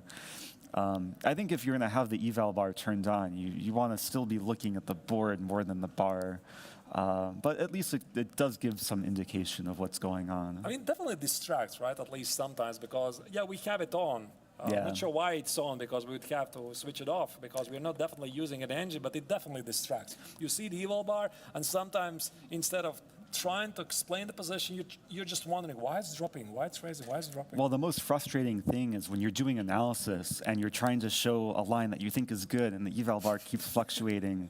This happened during World Championship commentary with Fabiano Caruana. Like he was showing some line, and I mean, to be fair, like it's hard to suggest perfect moves, but the eval bar was just fluctuating with every move he was suggesting. So it can really put you in your place, and sometimes it's sometimes what you want to do is analyze just completely on your own without the engine, and then only later, after you have some idea, then you check the eval bar and the suggested lines. That's a great suggestion. This is also what I always suggest to all of my students. But giving a context of this game, maybe we could go through it. Are you a fan of the King's Indian attack? I've never played it with white in a serious game. I've had this position with black, at least as e6 d5 setup many times. But I found it to be an opening that basically guarantees an interesting battle. Of course, objectively, it's not seen too often at top levels because black has a lot of ways to deal with it, but at least it leads to a very imbalanced position. And I think as commentators, you're more happy to see King's Indian attack than like Berlin or some like boring, we hate Berlin. Boring draw. Yeah. All kinds of Berlins, and oh my goodness, this Ra Lopez, queen e4, queen e4, queen e4. I'm praying I'm never going to ever see here in Biel. But yeah, I mean, that's the thing about solid openings. But here, d takes on e4 happened on e5. I mean, I do believe that this is not a good strategic approach, although quite interestingly, engine supported. They like these positions. Yeah, for I black. wonder if this was preparation? This is a prep, but we don't like it really. I see. Yeah, it's. I mean, sometimes you just trust what the engine will say before the game, and if it says that this position is playable, then you go ahead and at least it's maybe something a little bit more offbeat that is outside a means like realm of preparation. Right. So here what White did, he played knight c4, knight e3, knight f5, queen f3. I guess this is what Arjun missed, because knight takes on h6 is very difficult to meet. So we are having some suspicion with Angelica that he simply missed queen f3, which is a very common move. Bishop takes on f5, we really did not like it, right? Because it gives away this powerful last square bishop. Of course, and yeah, long term, like the two bishops, as we saw in the current position, will come to life in the endgame. All right, so here the young Indian decided to play for tricks. Now knight h6, queen f6, there's some knight e4, discovered attacks, a4, and now black simply had to accept that he is worse. Opens white now the light square bishop, queen c6, we saw this line even when we were analyzing. Wow, nice, rook a7, this we did not see. I actually love the, sorry. ooh, some brilliant move. Yeah. I was gonna say, I love the style in which white is playing, making use of potential targets on both sides. Like we see the knight maneuver to f5, we see a4. It's like very resourceful, just maximizing the potential of issues for black in the position. Right. So indeed, queen c6, rook a7. Now queen a7 drops the rook on b5, rook b2. Black tries to regain material balance. Rook Wow. f7, nice. Yeah, there's a mate. I like the fact that you have the brilliant move toggled on. Right, yeah. So this is how they got here. I mean, so far, Amin Bassam is playing just a brilliant game. Extra pawn, two bishops, activating the rook. I guess this is a pawn sacrifice on g3. These guys, they don't blunder. I mean, normally they don't blunder. And trade of pawns, basically. Yeah. Now he repeated the position a couple of times. The only thing which perhaps I'm slightly worried here for the Egyptian Grandmaster, it's the clock. Were you having some issues in any of the games here in Biel because there's no increment before move 60? Oh, so that's different compared to my section. There's increment throughout there the game is? for my Oh. section. Yeah, I've never played with a time control where increment is added later on, but that's got to be a little bit nerve-wracking if you're getting low on time and you have to make it to a certain number move. Okay, then I'll paraphrase my question. Would you find it interesting to play with a time control with no increment, let's say 2 hours for 40 moves with no increment, or you're still a fan of the classical, 90 minutes for 40 moves with 30 seconds for each move? Yeah, I think it would be very interesting to try a time control where time is added later. I can imagine, though, like getting low on time and having like 20 moves to make and still having to notate the game with no increments must be a lot more difficult, but it's super interesting. I think it's entertaining for the fans as well. Right. I've seen this format in Armageddon where like a 1 second increment is added on move 60. Right, yeah. There was a famous game at the American Cup between Jeffrey Zhang and Fabiano Caruana, where Jeffrey flagged on move 59 in a winning position. All he needed to do was get one more move, he would have gotten the increments. So yeah, it's a very unforgiving time control. That's right. It definitely is bound to give some amazing moments, some dramatic moments, and I think this is great for the spectators. Also, I think the players are appreciating it, right? So you need to plan your time management ahead, right, and not leave too little time for the critical moments. That's why chess is so complicated. Yeah, I think those are all of the games. I'm not sure. Perhaps Eric, tell some final thoughts, perhaps, since today is the International Chess Day. What does it That's true, mean to yeah. you? I feel bad. I only found out it was International Chess Day like right before the round. A friend was telling me. I've been so invested in the tournaments and yeah, I really have to. I haven't been checking Twitter at all for most of this tournament, which is probably a good thing. But I've been out of the loop in terms of the chess holiday. So I hope that even for those not playing in the tournament, but maybe watching all over the world, can find some enjoyment in chess and have it enhance your life in some way. And I'm thrilled to be here in the midst of a chess tournament. I'm super grateful that I'm able to compete and share my games with an online audience. Right. Well, I would like to give everybody a shout out to Eric's channel, but I'm sure everybody knows already who you are, right? So once again, I would like to invite everybody to check Eric's recaps of the Biel tournament here, right? He's recapping his games, also I guess the general impressions. Well, once again, thank you, Eric, for joining us here. It was an absolute pleasure. It's been a pleasure. Thanks so Right. much. If you are going to have again at some point perhaps opportunity to join us for a very quick interview, we would love to have you. What do you think about these awards? I mean, there's the Beauty Awards, a new tradition that we're trying to start, awarding the players and also the losers of the beautiful games by presenting them some gifts. I think it's a great idea, and it's something I kind of forgot about. I have not submitted any of my games for the Beauty Award yet. You could do it I'm for not today. sure. Maybe for today, I'm not sure how beautiful it was for my opponents, but it's definitely something that will hopefully motivate myself and everyone else to play more beautiful chess. So. All right, once again, thanks, Eric, for joining us. And everybody who was watching, it was an absolute pleasure to have you here. That was Eric Rosen, a well-known chess streamer and content creator for Twitch and YouTube.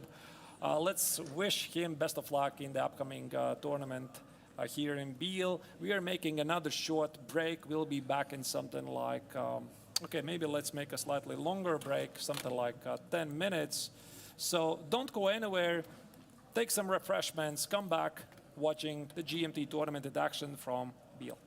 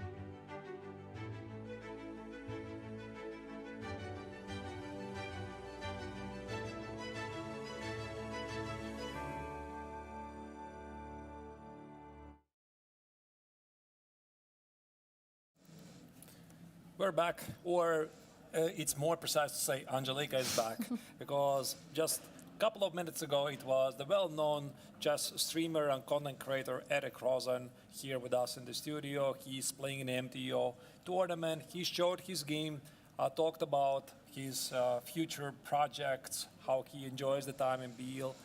And it was great. You know, I hope you appreciate that, and you're going to also follow his progress, his recaps from Biel. But we are going to jump back to the action because I do see that one of the games might finish pretty soon.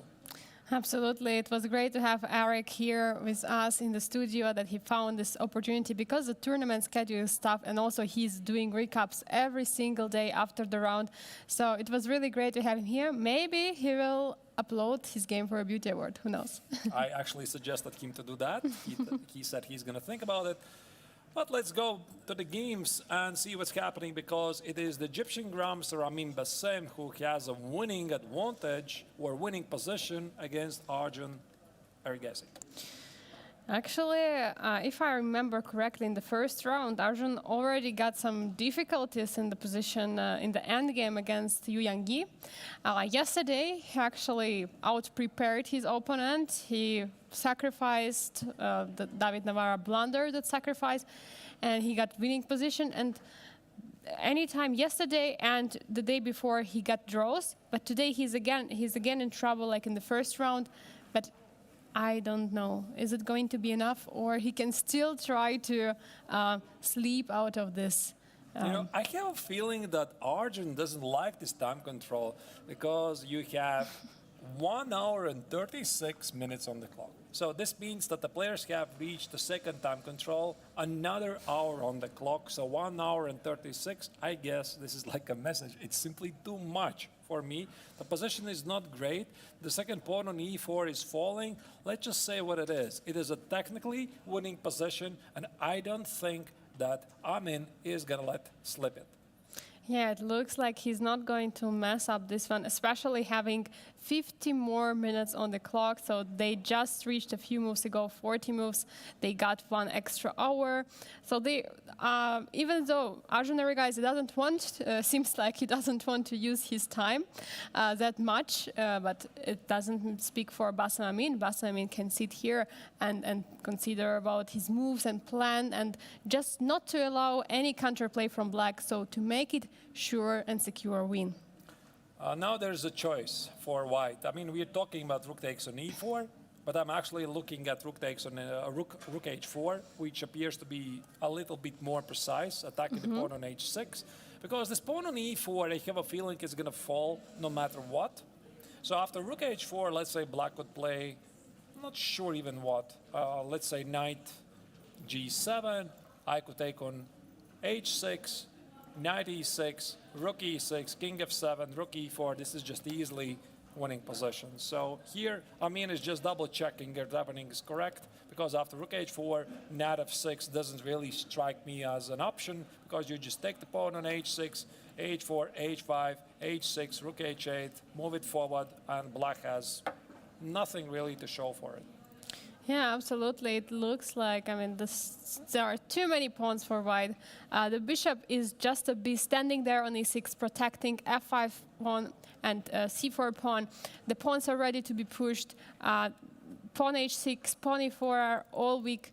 And yeah, I mean, this looks like Indian prodigy is getting into the nets of Egyptian grandmaster. Just trying to zoom in a little bit so that we can see a bit better.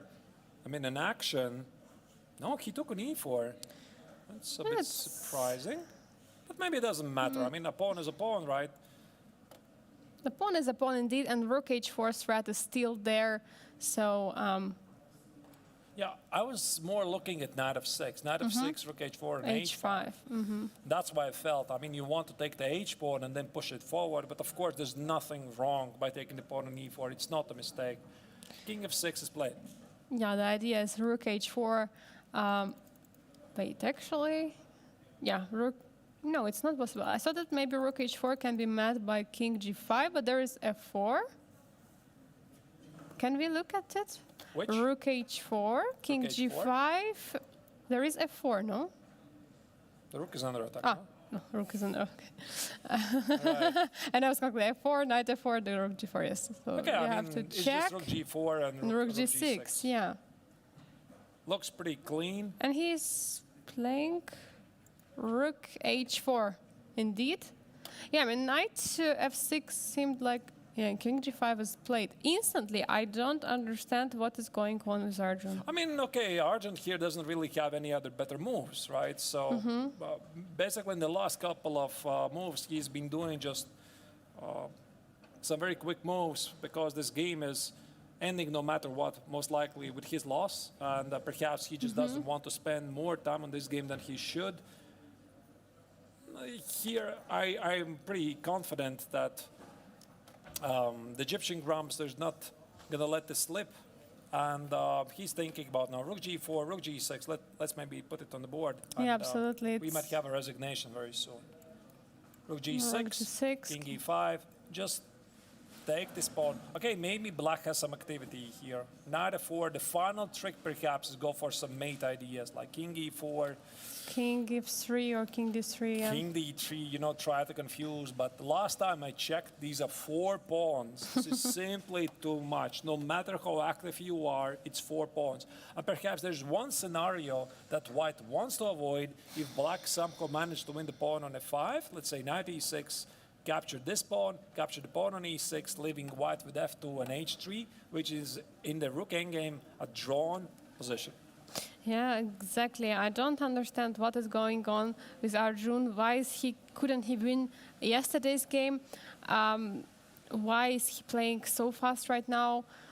Why he was playing so fast a bit earlier as well, going to these lines where actually Bassem Amin feels himself like a fish in the water.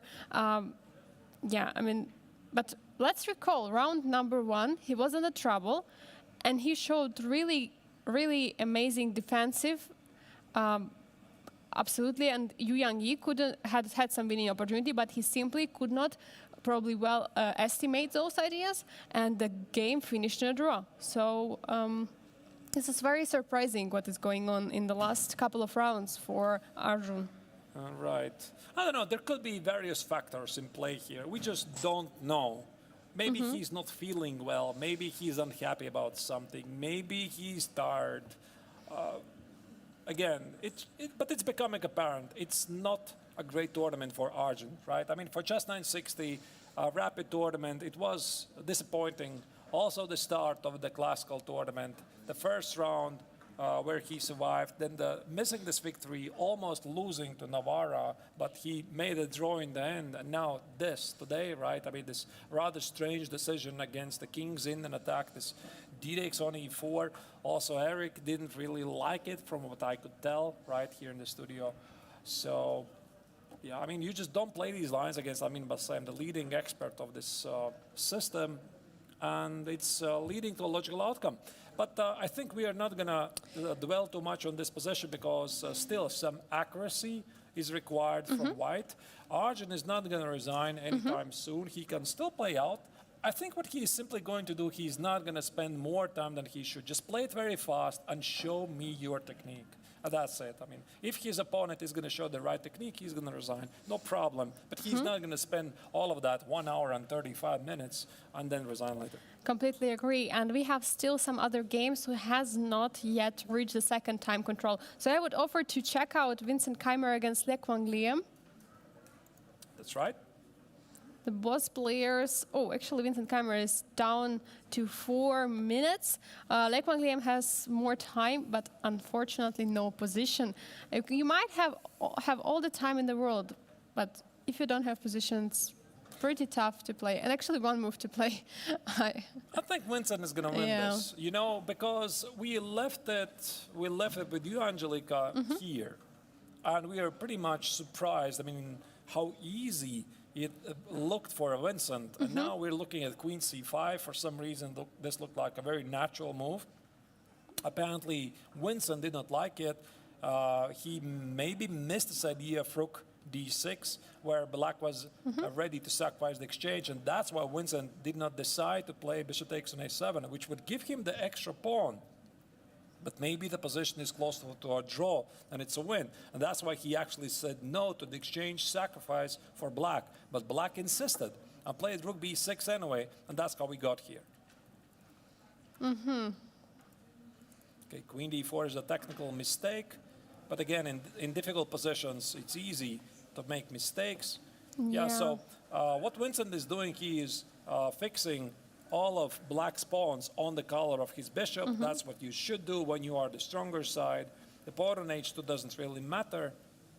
Bishop c8, bishop e6, very active pieces. It's easy to summarize. You have the more active pieces, the rook on the 7th rank, the bishop, the passed pawn. It should result in a victory. And king is very, very close somewhere to d6, e6 to create as well mating threats, which could be fatal for Le Quang Liam.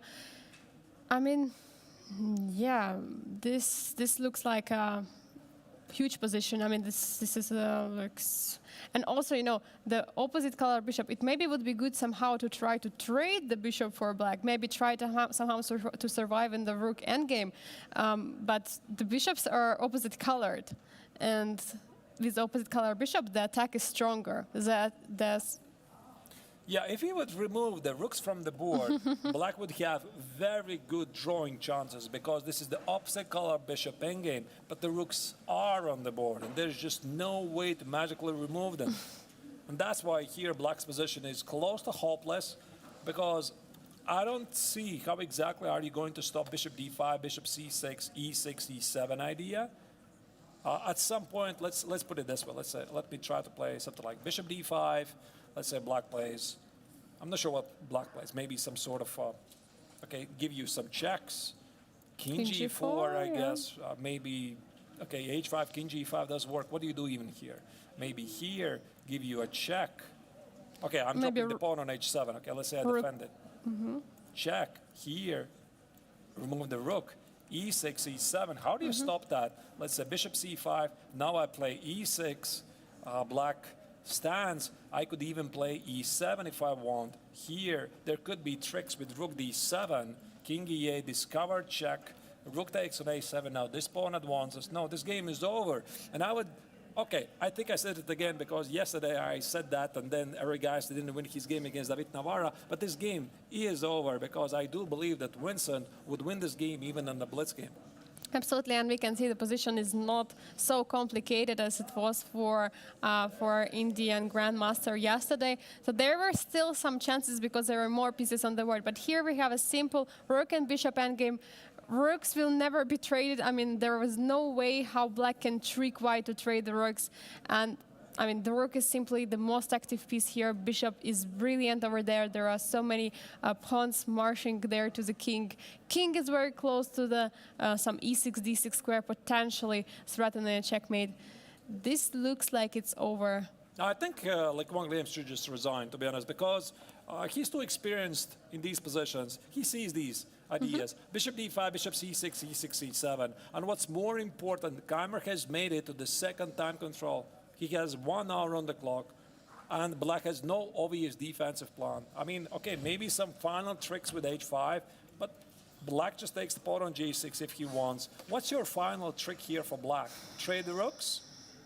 I mean, maybe bishop d4, rook b2, beg for a rook trade, but white always can say no by playing bishop b3. Okay, maybe even just bishop b3 right away. And now I want to play e6, bishop a4, e7. Yeah, this looks very, very... A very strong game. A very strong game by Vincent Keimer here. I mean, he had superb opening preparation. He got his opponent exactly where he wanted after the opening.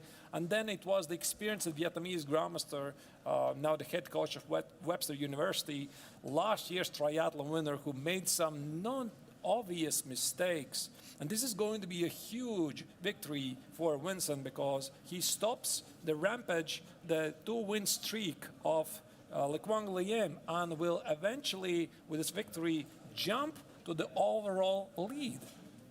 Yeah, absolutely. But I also would like to remind that actually for Lek Van Liam, it is actually the best way to score points because we see he won first 2 games. So let's say for example, he scored 4 points.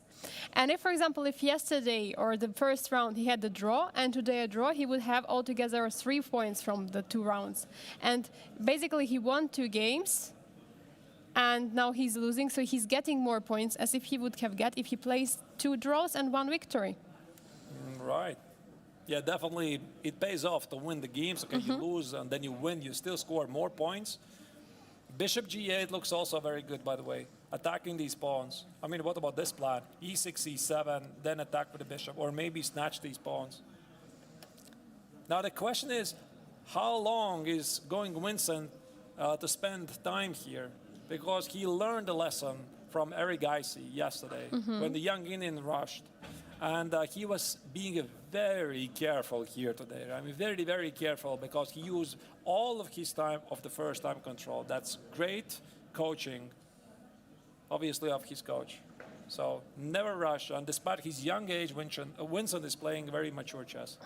Yeah, I absolutely agree. And the most important, he's not rushing. He's making all decisions very, very carefully. And now we will be able to see his body language more. He's looking at our side. Again, we had this idea that maybe when the cameras are moving, then No, Vincent, don't hide. We're looking at you. Yeah, we're looking at you, and he's hiding. It's okay. He's trying to recollect his mind. Sometimes players look in one direction, sometimes into the playing hall. Yeah. Let's zoom in even further. Yes, that's us. Either way, I think we could have definitely Vincent after the game for an interview, and he could walk through his thought process because he's usually very good at explaining things, how he thinks, what's his thinking process, what he was thinking about. So let's see what happens. But all right, let's go back and select another game. Yeah, for sure. Let's. I mean, either Yu Yang or David Navarro. We can do Yu Yanyi. Okay. I think this could be the longest game.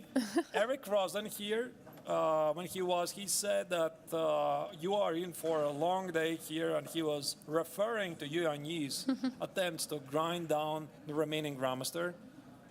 I don't know if that's indeed going to happen. Oh, wait, this is wrong board. This is board number 2. Right. Okay, so we have both players in deep thoughts, but we have only one of them in time trouble, but I guess they are approaching. Yes, I think that there is one more move to be played, if I'm not mistaken. Yeah, one more move for black. He's Yes. definitely going to make it. This means extra 1 hour. Not much has changed ever since. So when Eric was here, we were looking at this position. Black now played e5, king f2, f6. Engines don't like it for whatever reason. White is very active. This is the kind of position that white can play forever, unless black somehow manages to liquidate his pawn. It's hard to say how black could manage to liquidate this pawn because there will be always a protection. Yeah, knight b3. I mean, there is at least bishop c4, but Actually, bishop c4 is very unpleasant because you can't go king e7. There's c6 check. Maybe we can be a bit more precise with execution. there is also rook a7 intermediate. Here, king e6. There's bishop c4. No, You bishop drop the c4, yeah. So you have to play king e8. Bishop g6, king d8. Yes, this doesn't look like fun. Well, it's borderline is- losing somehow, but I don't see how. There is rook d7, king d7, bishop f5. Does it work? Are we in time unfortunately to? not. I thought we were in time to bring the king to protect. But this idea might work, Angelika, right? This some idea moment. might work at some point. Yeah, indeed. So you play bishop g6 here, and then you just need to find this very strong move. Although this knight c5 is a problem. Wait. So, okay, knight c6 was played, so whatever reason knight b3 was not working. Actually, maybe there was bishop before idea. So in our line, rook a7, king e8, bishop g6, king d8, and here maybe bishop b4. It doesn't give anything. Doesn't bring. Not very obvious, but he found something. He found something, yeah. And that's why knight c6 was played. The only thing that black can hope for is some kind of a blockade. He realizes the pawn on a4 plays no role. And I think that Yu Yanyi is going to grab it with both hands. I just take it. You have two bishops, you have the passed pawn, you have the dream position. So maybe what black is hoping for is indeed a fortress. Trade the rooks, try to secure the king side, and, pray. I mean, there's nothing else you can do. Yeah, indeed, there's nothing else you can do. You just have to try to blockade the pawn over there on c6. And in case, for example, bishop trades at knight, I mean, if we remove the rooks off the board, if bishop takes for a knight, then we are going to have opposite color bishop position, which is obviously going to be a draw. So that's some chance for Romanian Grandmaster. But both players reached the time control. I think Yu Yanyi is going to think for some time, so maybe we can check David Navarro against Jules Mussart. Right. I do believe that this position indeed is borderline winning for white. I mean, technically, you take the pawn on a4, these two bishops with a pawn. It's going to be incredibly difficult for the remaining Grandmaster to hold it, but of course we are going to see. And there's the Navarra game against Jules Mussart, right? Yeah, we left that position. I mean, I left it a bit earlier. You already seen probably quite some moves with Eric. And if I remember correctly, there was a pawn actually somewhere on a2 or a3. Some a pawn was there for sure for white, and there were quite some pawns for black on the king side. And now I see that all the pawns been traded. So we left it. Eric was wondering about this position. Why black can't really play e4 and get to the pawn on b2, and I had no argument. Indeed, yeah, this pawn on b2 suddenly is under attack. Black definitely can be very active. Takes. You can't take on b4. There's a fork on d5. Nice trick. These knights are usually tricky. King g5, e3, king g4, rook b7. White is temporarily down the pawn, but now it's gone. So I think both players are still kind of ambitious. I mean, look at that. I mean, white is technically, okay, now only down a pawn. But do you think white can be really that ambitious? I mean, if you win the pawn on e4, you're just having two connected passed pawns. Yeah. But I guess not just so play easy, king yeah? e6. Not so easy, right? You just play king e6. Wait, king f4? There is... No, I thought... Yeah. No, it should be a draw. Yeah, rook f2. If rook h2, you always have king d5, protecting. But it doesn't mean there can't be tricks. Absolutely. By the way, I got a confirmation from the arbiter. There is a rule. I didn't know that.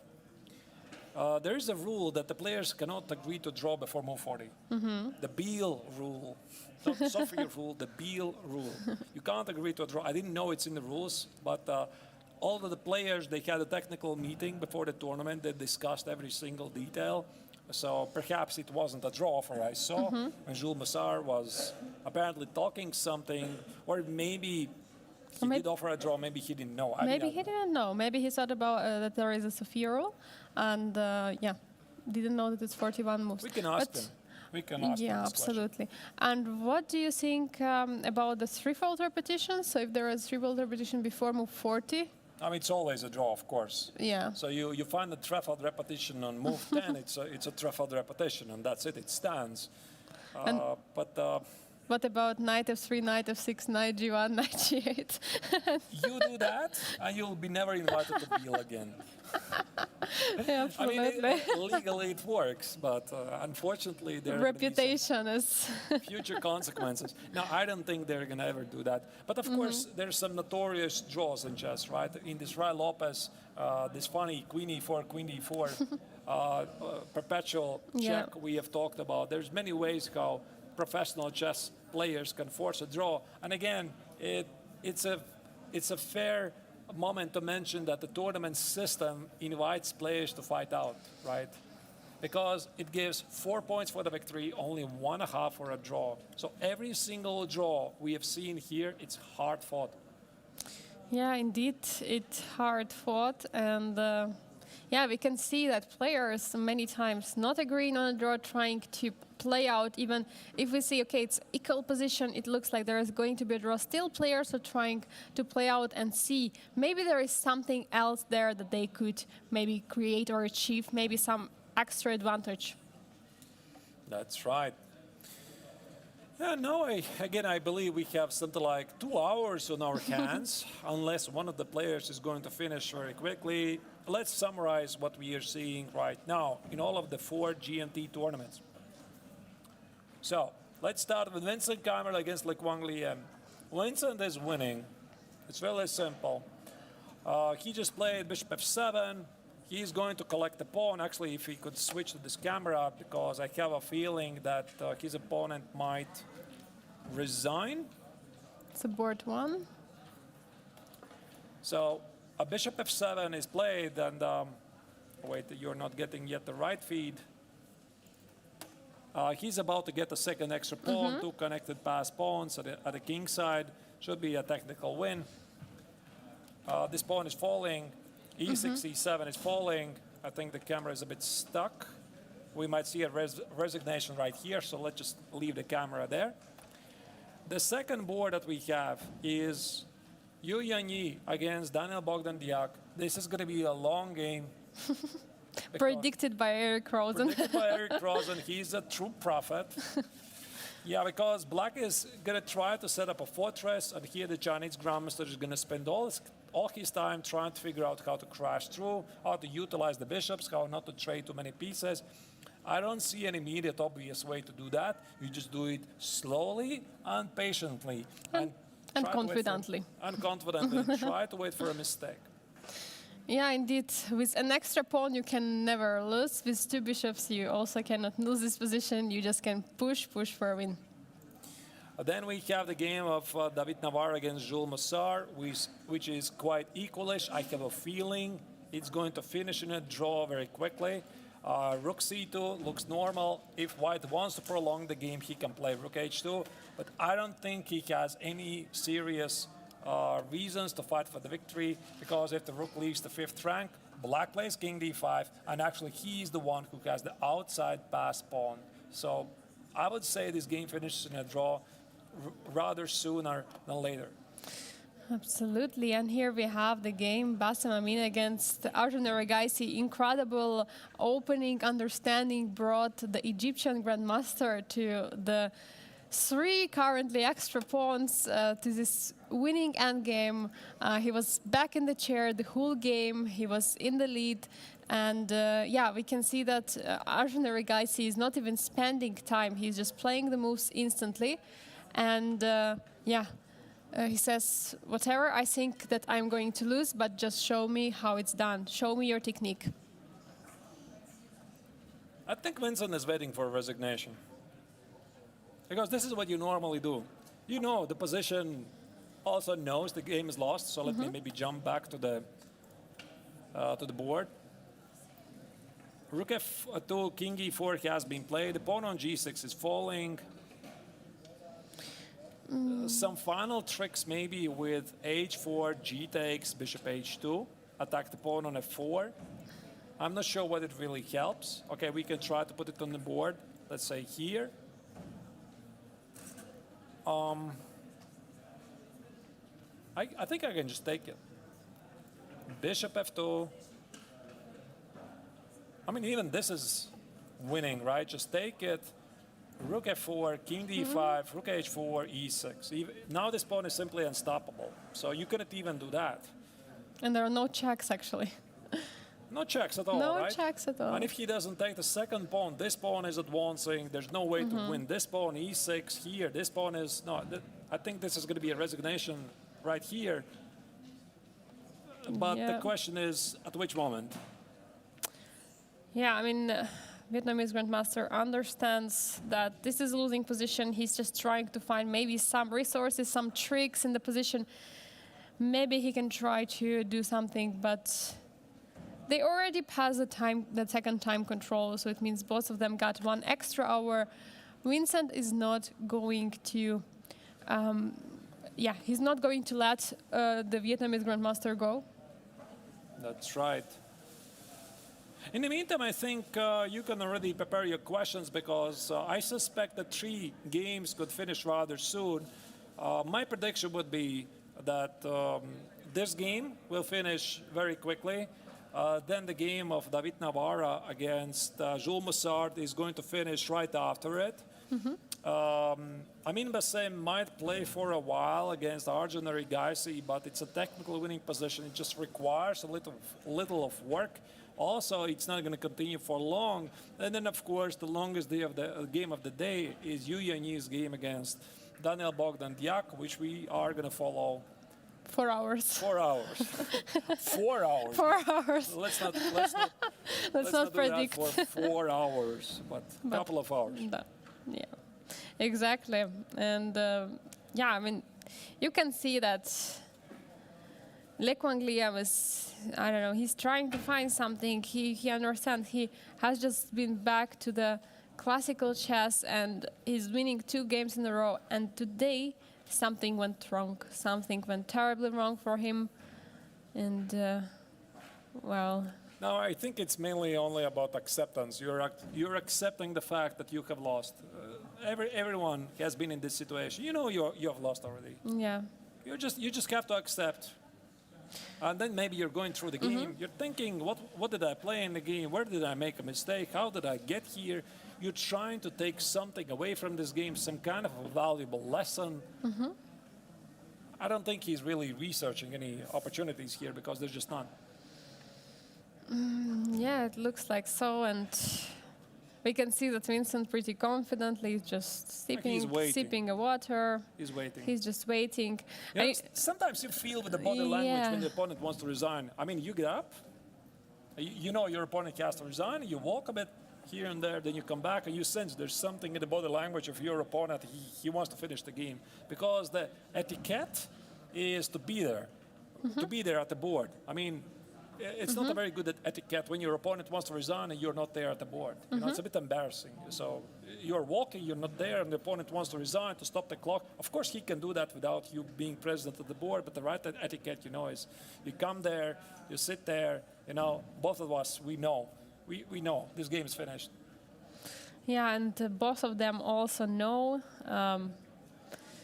Vincent is maybe just exactly being at the board because he feels any moment soon.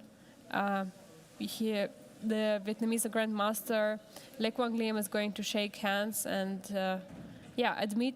accept the fact that this is over. Maybe what we could do, we are going to keep this video there so that we are not missing this moment, but jump into Amin Bassem's game and try to work out the details. How exactly is he going to win? Absolutely. I'm going to keep the small live board in case some new moves are incoming. Oh, he does make a move. Maybe this is the final move. Let's check if after King D5 there's going to be an immediate resignation. You know, sometimes when I want to resign myself and I already realized that, okay, I'm about to resign and I'm just playing one last move, opponent replies and I immediately resign. But okay, sometimes you can also just spend time and then realize, okay, this is over and resign, but yeah, also, you know, spending some time thinking, realizing you want to resign, just trying to playing one move, just checking the king. King has to go to d5. Yeah, but in the meantime, let's check what happens in the game of Amin Bassem against Arjun Rigaisi. Look at that. I mean, he decided not to take the pawn. Rook g4 check, king f6. And not rook g6, but a rather mysterious move. F3. F3, okay. So I guess what he was scared about is that in case of rook g6, the king might enter, might come closer to the white's king, and there could be some potential threats of the checkmate. I don't know, maybe some ghosts he saw. I don't know. I mean, it looked like a healthy pawn on h6. I mean, perhaps he felt that this gives black some unnecessary counterplay. I mean, I'll ask him to be active. Maybe he saw some ghosts. Let me try to understand what's the idea of f3?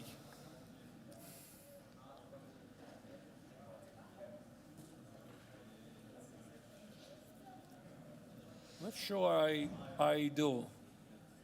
Ah, wait. No, does he want to play bishop e4? But why do you need f3 for that? No, but the problem if he removes the bishop, then f5 pawn is falling. Why would you want to do it?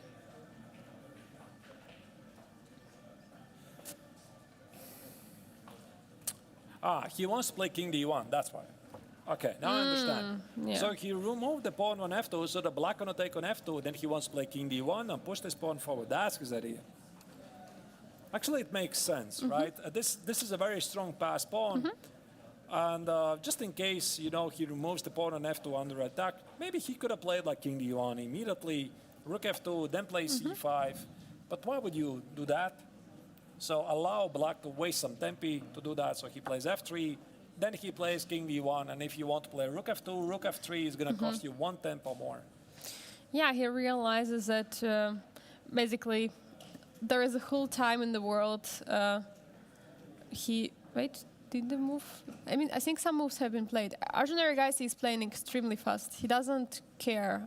Feels like he doesn't care. He literally doesn't care, yeah? No, it looks like.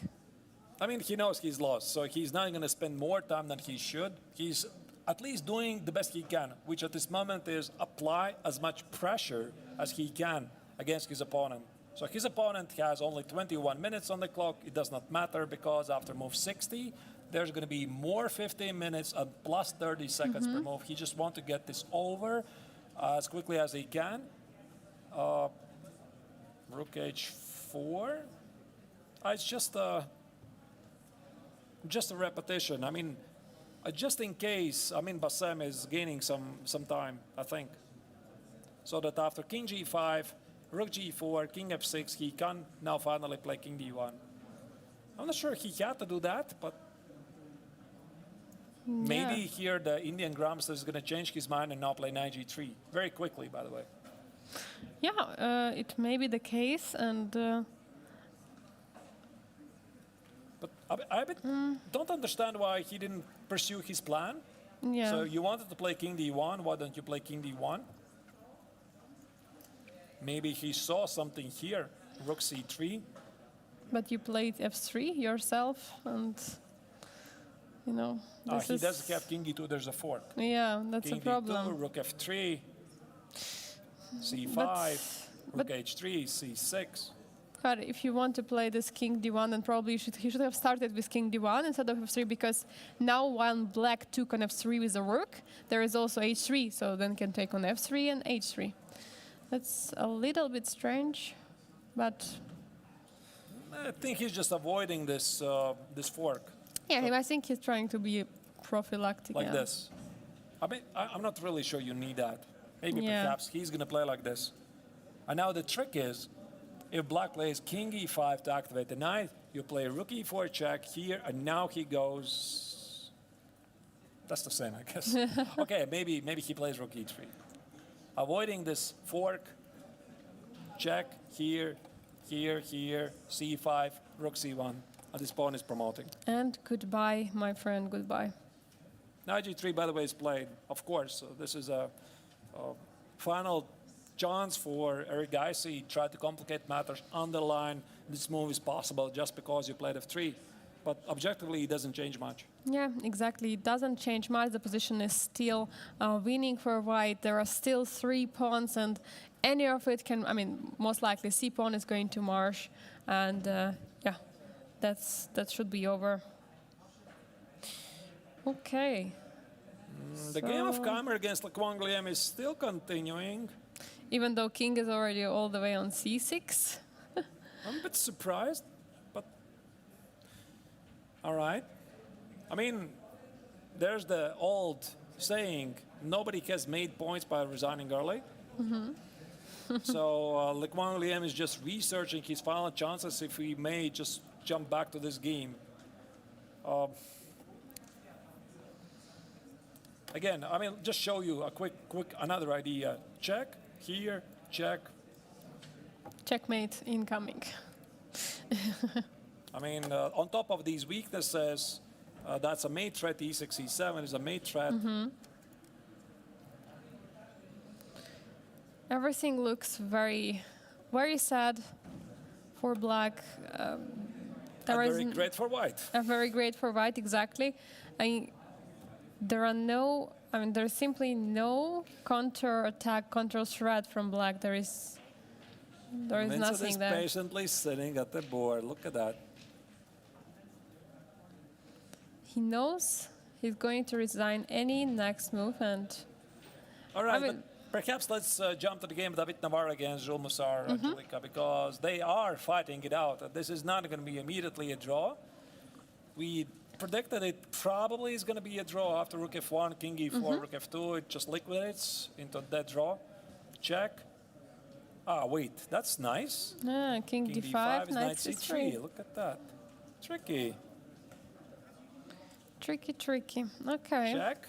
And now he goes back King G3. So what white has managed is push away the black king from the pawn on E4. This we did not see.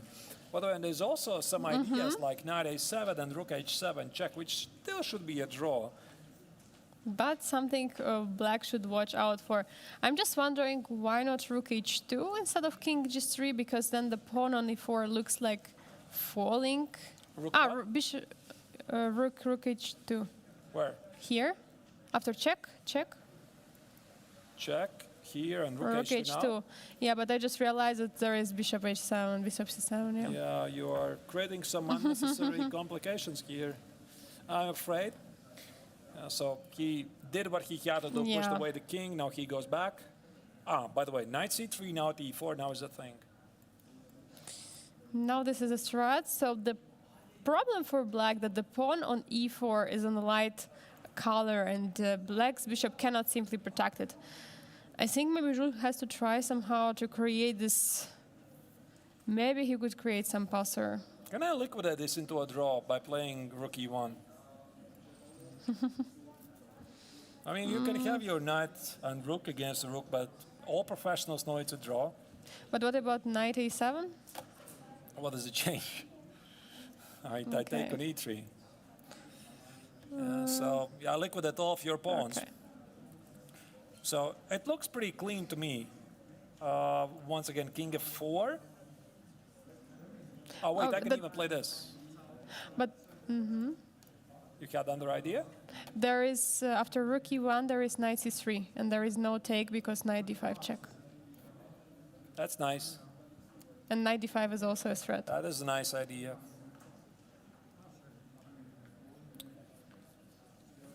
I mean, there's still definitely room for tricks. Let's say I play King D7. Oh wait, he did some. He can take immediately. I didn't see that. Oh, he can take immediately, and there is Rook F3. I didn't see that. Immediately, Okay. Bishop E3, Rook F3. That's simpler. Maybe we can look at the camera. I think the players are going to agree to a draw very, very soon, because as we see, Vincent Keimer is not there right now at the board. Right. We can do that. The board is. Number 3. I don't know. Yeah, so Rook and Knight against the Rook, it's a draw. It, unfortunately, for the stronger side, has even less tricks than Rook and Bishop versus Rook. And both players know that perfectly well. The question is, how long do you play? And again, I believe in something like the etiquette. So you want to try at least. Let's say you're playing from the stronger side and you want to play this position for like, let's say 15 moves. You know, you're just very basically checking if your opponent is not like born yesterday. And if he knows, right, you're just checking. Perhaps your opponent doesn't know anything about this endgame. You just want to check. Do you know for sure how to hold this? But, I mean, at this level, of course, I think he suspects that his opponent knows it well with 50 minutes on the clock. But I do believe that David is going to play this for at least a while, but not for too long. Yeah, I agree with you that, of course, first you're just checking, you know, just trying to see what's the what your opponent capable of. But I see that Jules Moussard went for it pretty confidently. I mean, maybe he didn't have any other choice in that position. And yeah, I mean, Who didn't have any choice? Jules Moussard. No, I think he that played perfect. I Yes, yes. totally support it. It's just, yeah. you know, actually it brings a very nice story from my own perspective. When I was playing in a tournament some years ago, and I was playing against a very strong Grandmaster, Li Chao, Chinese Grandmaster, 2750. Now I don't know what he's doing, he's not playing anymore. And I had a chance to liquidate the endgame Rook versus Rook and Bishop after a very long game, and I didn't do it. And the reason was I was afraid that he's going to torture me for 50 moves, although I know it's a draw. So I lost it in the end. Right? Oh no. Yes, I lost it. I was very exhausted. And it was a team event, and one of my teammates after the game would ask, Arturs, don't you know it's a draw? I mean, I said, sure I know it's a draw, but why don't you go there? Right? I had no answer, right? Who knows? It's a fatigue. I don't know. I mean, I had no answer, right? You just Yeah. know it's a draw. And the same is here. You believe in your technique. Of course, there's some possibility that Black is going to misplay, that he might not remember things, that he might blunder blunder the Rook or something. But it's a simple answer. Do you know this is a theoretical draw? The answer is yes, I know it's a theoretical draw. Then go there, and that's it. So that's why he sacrificed this Bishop E3.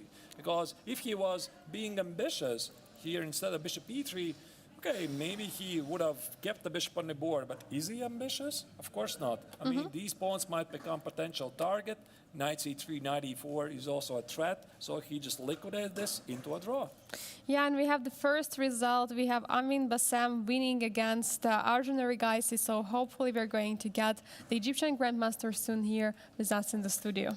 He definitely should come here, because I said, I think I said it yesterday, I mean, we are waiting for you here in the interview Yeah. at some point. I'm very happy for him, a bit sorry for Indian fans on Arjun. I hope he's going to find ways to recover, because tournament is not going well so far for him. He is struggling in this tournament. But again, like I said, I'm happy for the Egyptian Grandmaster and their fans, because he had a rough start in this tournament. He had 2 blacks, 2 losses, and still he managed to come back and score a victory. Yeah, absolutely. He had a slow start also in the Chess 960 and Rapid event, but then he managed to recover from that, and here we have his first victory. Right. I didn't expect that this game is going to finish sooner. I would have thought that Keimer is going to win against like Wang Liam sooner, and this game is going to continue for a moment, but all right. Now the question is when they might join us. You know, it really depends on the players, because sometimes they're analyzing with each other. Sometimes one of them is not in the mood. Yeah. I guess we are going to find it out. What else do we have here? Do we have any updates from other games? I mean, we have an update actually from Vincent Keimer against Lek Wang Liam. They Vincent managed to create these 2 passers on the king side. Yeah, maybe just jump back to this position. I mean, it looks like it's soon, very, very soon will be over. But we are Kinda said saying that it. like half an hour yes, ago already, yes, and sure. it's still ongoing. It's still I ongoing. mean, as you said, no one got an extra point for resigning earlier. yeah. Yes. So that's why he's trying. I mean, can you blame him? I guess no, but No, you should be fighting it out, but I mean, then again, you're slightly torturing yourself, right? So, okay, Yeah. now what has happened? We missed a couple of moves. There were checks, Rook D3, take on G6, F5. Okay, this is not a mistake, it doesn't matter. I mean, from engine's language, +6 or +5, it doesn't change anything, it's the same. So F5, these pawns are rolling forward. King D5 looks pretty safe. King D6 looks pretty safe. There's just 1 check on C5. But I mean, I love the attitude of Vincent. He is showing a perfect example to the youth here, right? That you should be spending time. There's no need to rush. So you're going to finish the game early, you rush with things. So what do you achieve? You get like extra hour on the clock. So what are you going to do then? Wait, So- was there mate in 2 actually? Where? Instead of a 5, rook b8, rook e8? Rook b8, rook e8, mate in 2. Oh,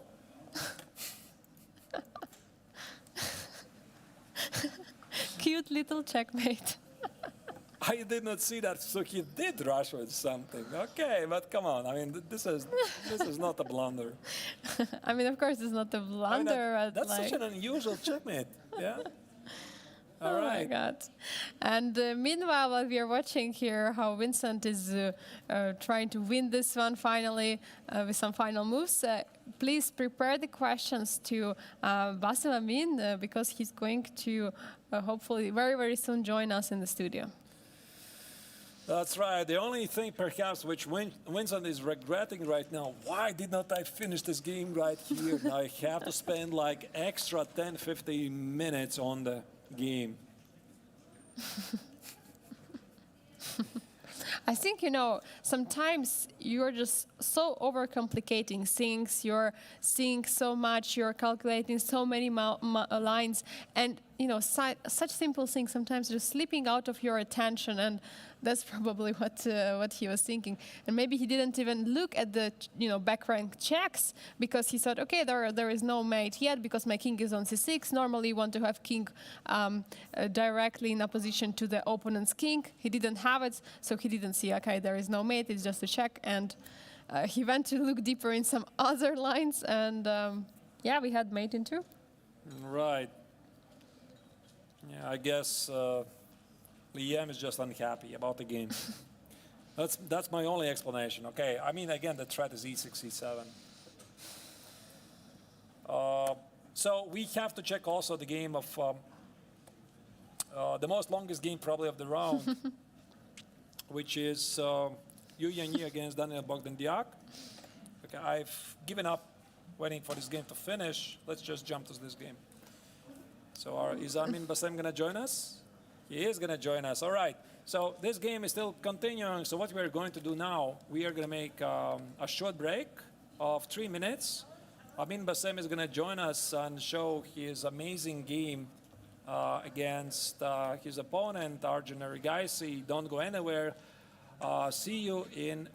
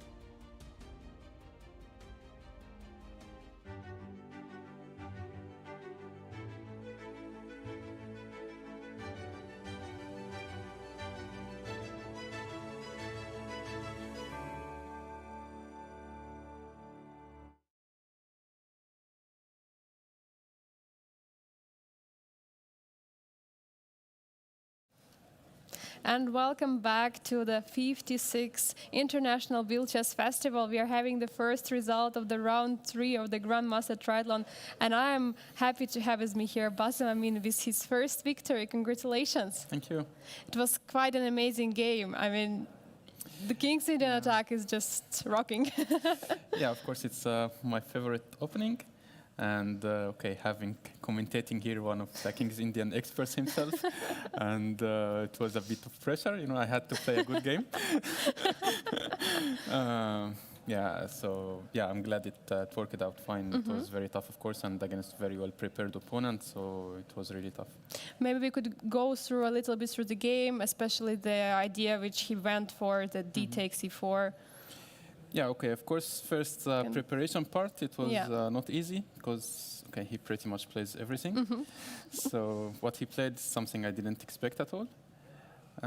So we started with knight f3 move order, and then it transposed to, here he plays this main setup against King's Indian.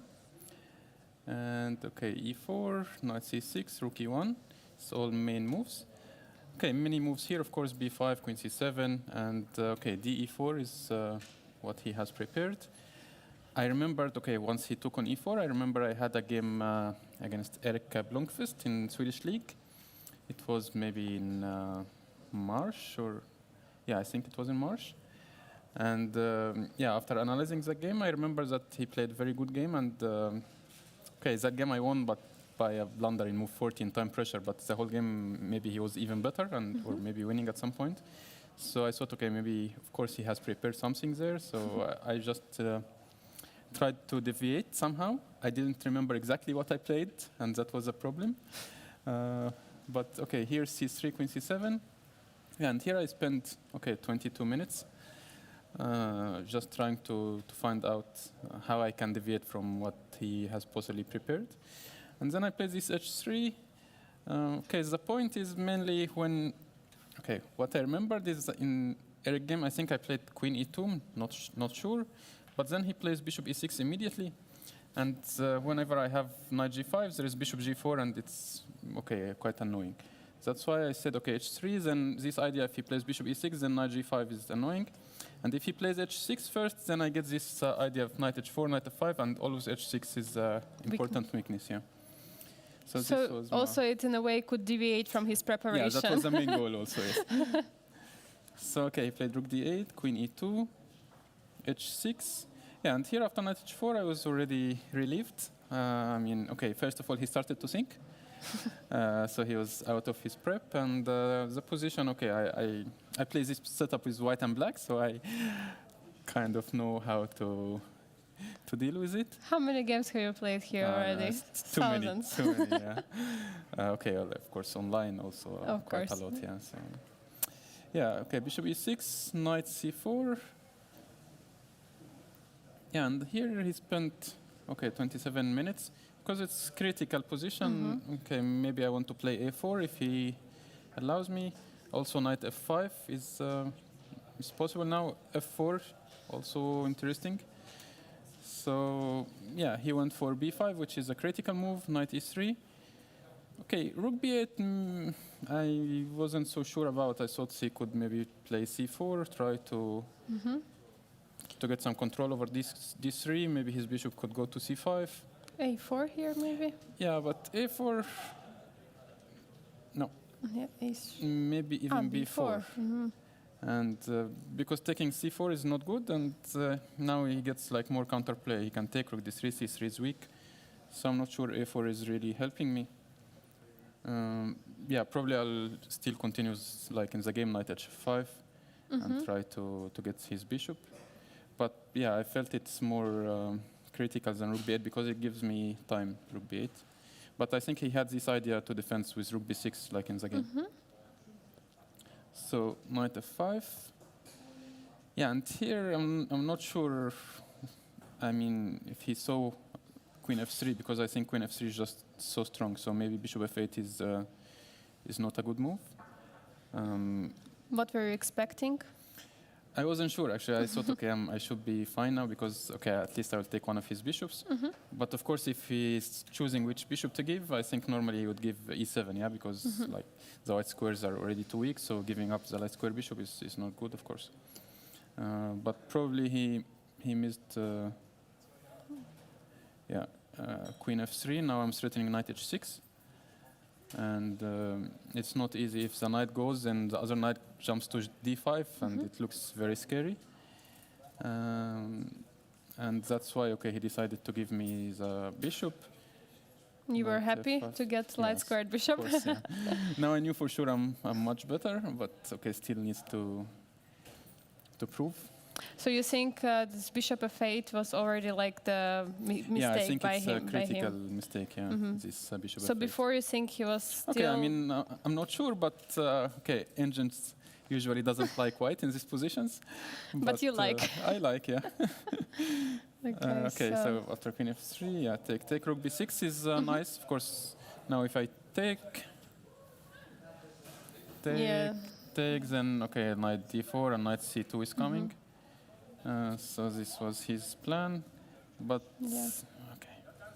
But a4 I felt is very good because okay, it makes like more weaknesses on the queen side. I thought he will take, and then okay, I take, but I also get the c4 square, bishop f1, bishop c4 could be coming, even knight e3, knight c4 would be annoying. That's why he thought okay, he has to exchange my knight because if the knight land on c4, it would be very annoying for him. So knight e7, but now I take, and yeah, first I thought, okay, of course I'll take with queen, and then take b5, play bishop f1 and bishop c4, also looks very nice for white. But then I saw this, I can take with pawn, and okay, he has to take back, and queen c6, sorry. And it's almost forcing exchange to very good endgame. Okay, if he takes now, I take, rook b6, and okay, I wasn't sure, but bishop g2 or even bishop f3 I was considering. Yeah. And okay, here, because e5 and a7 are hanging, so maybe I thought e4, you'll have to sacrifice a pawn. I wasn't so sure, but it felt I could take it if he take. Okay, if take, check, king g2, and I have rook a4, protecting the other rook, and then I can develop my bishop, and I thought the endgame should be close to winning, I hope. So, yeah. So, yeah, okay, after queen c6, he went for queen b8. But, yeah, I think the tactics just works for me here, rook a7. If he takes, I take the rook, and I want a pawn, so he has to take this one, but I take another pawn. He cannot now take, because I take on f8 first with check, and then take his rook. So he went back, and, yeah, rook b7, simply, oops, sorry. Rook b7, and okay, after all the exchange, yeah, this should be easier winning than what happened, I guess. But okay, I just wanted to take my time not to spoil the winning position. It's pawn up two bishops. He has even more weaknesses. So yeah, it should be very good. But okay, c4, bishop d6. Yeah, and here, I'm not sure bishop c8 was the most precise. Maybe king g2 I was considering, or bishop e3. Because it's not so clear how he will play, and I always can play bishop c8. But playing it immediately, let him play e4. And okay, okay, still it's completely winning, of course, but now he has bishop e5, bishop d4, so I want bishop e3, king f7. Okay, I mean, this is all fine. Okay, here. Oops. Sorry. Yeah, after king e8, yeah, okay, he has this bishop g3 trick, so I could play like king g2 first, just to prevent it, and then rook a1 is not going anywhere. Maybe it was just simpler. Maybe he would play knight h5 or something, but yeah, I think I shouldn't give this counterplay, but okay. Rook a1, okay, he take. Oops, yeah. Yeah. So, okay, some check, take the pawn. Yeah, and okay, like here or okay, I gave a couple of checks. King e7. Yeah, here I really wanted to play bishop b6, threatening bishop d8 mate. But I wasn't so sure if he, let's say, play bishop here, or maybe to e5, and then, okay, if I give him a move, knight h5 is very annoying because some rook d1 and knight f4 check threats are coming. Okay, that's why I thought actually bishop e5. And yeah, okay, I was in a bit of time pressure here. Okay, it's 3 moves, but just decided to play safe and go for this endgame and take the pawn, and it was move 40, so I thought, okay, 2 pawns up, you have 1 hour, you should be winning. But somehow, okay, here, yeah, in this position, okay, after king g5,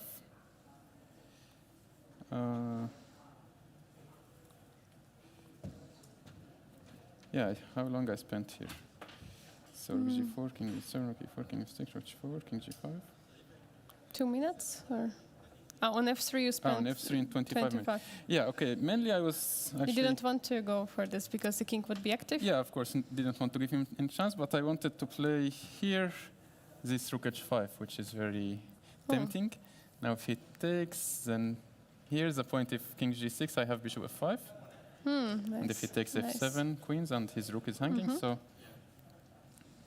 first of all, it felt like winning by force, but he has rook a2, and okay, if f7, rook back, and if c5, king back, c6, and then he's in time to attack my bishop, and then, yeah, I was not sure anymore. If I have to go back, then, okay, it's already tricky, yeah?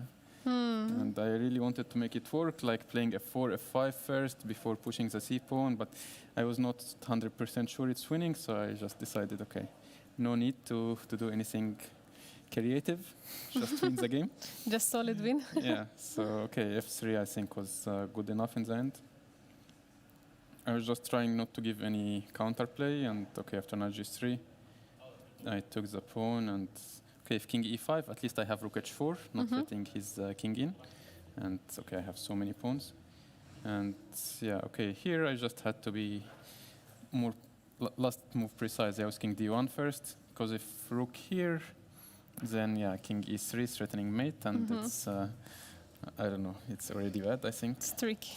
And I could be could mated be even here, so just king d1, I think, was final good move here. Congratulations, like quite a brilliant game with King Indian attack. I have a question to you from the audience. Have you ever beaten a 2700 plus player on the International Chess Day? Oh, good one. No, probably not. So congratulations on Thank you, it. yeah. Something new to celebrate, yeah. Have you realized that it's today that International Chess Day, or just before the game? I knew before the game, yeah, but during playing, no, I didn't think about it.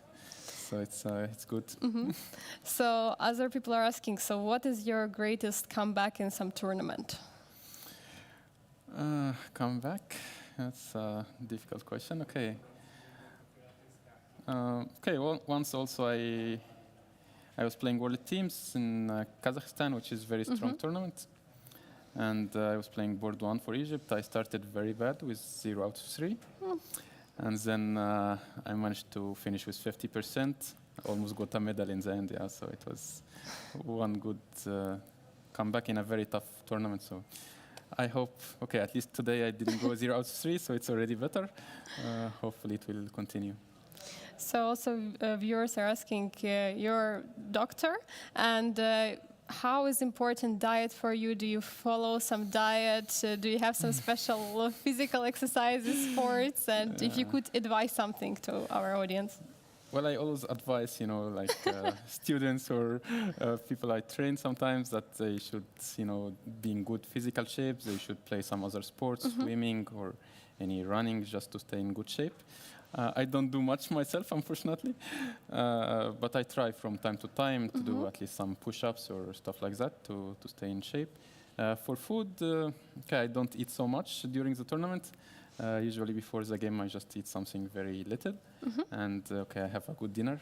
So yeah, and okay, luckily during the game we have some snacks to have during the round because okay, we could play for 7-8 hours, so you definitely will need some energy. So yeah, it's very well organized here. I already asked this question to you during the opening ceremony, but just one more time for our dear viewers. Everyone is asking, are you still practicing medicine? Yeah, no, I stopped practicing medicine since, okay, first I graduated, then I had to do 1 year in hospitals, then I joined army for 1 year and a couple of months. And then after finishing army, I decided to play chess professionally. Okay, I was top seed in Egypt, Arab, and Africa, and already was in top 100 in the world, so it wasn't really tough to choose chess. And yeah, I really enjoy playing chess, and to do it professionally or in that high level, you cannot do both. So I had to choose, and yeah, I choose chess. Are you happy that you chose chess? Yeah, so far it's going well. So yeah, it's a good decision, I would say. One more question. It's come back from you here to Biel from basically, when was the last time? You were 12 years 2001, old, yeah. 2001, Exactly, like it's 22 years since then. How do you feel yourself here? Yeah, I was very excited when I got invited earlier this year to come back. Like, whenever I was asked, like, what's your favorite tournament? I've been to, okay, like 48 countries. So I always say Biel in 2001. I had great memories here. So I was very excited to come back. And yeah, hopefully it will be even better memories this time. So far it's going well. So hopefully just the playing part will continue to be better, I hope. Great. Thank you so much for your insight about the game, and we wish you good luck for tomorrow. Thanks a lot. Thank you.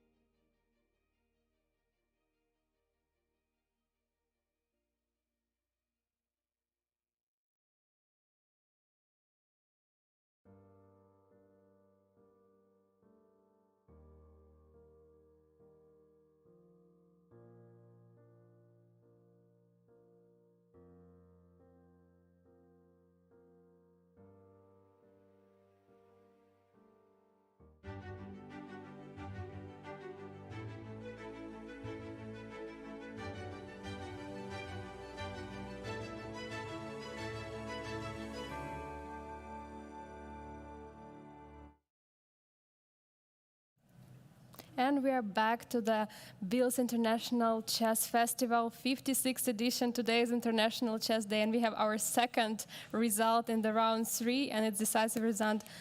We are having Vincent Keimer here with us. Congratulations, Vincent. Thank you very much. Quite an amazing game, quite amazing result. And you are now the leader, actually, of Grandmaster Triathlon so far.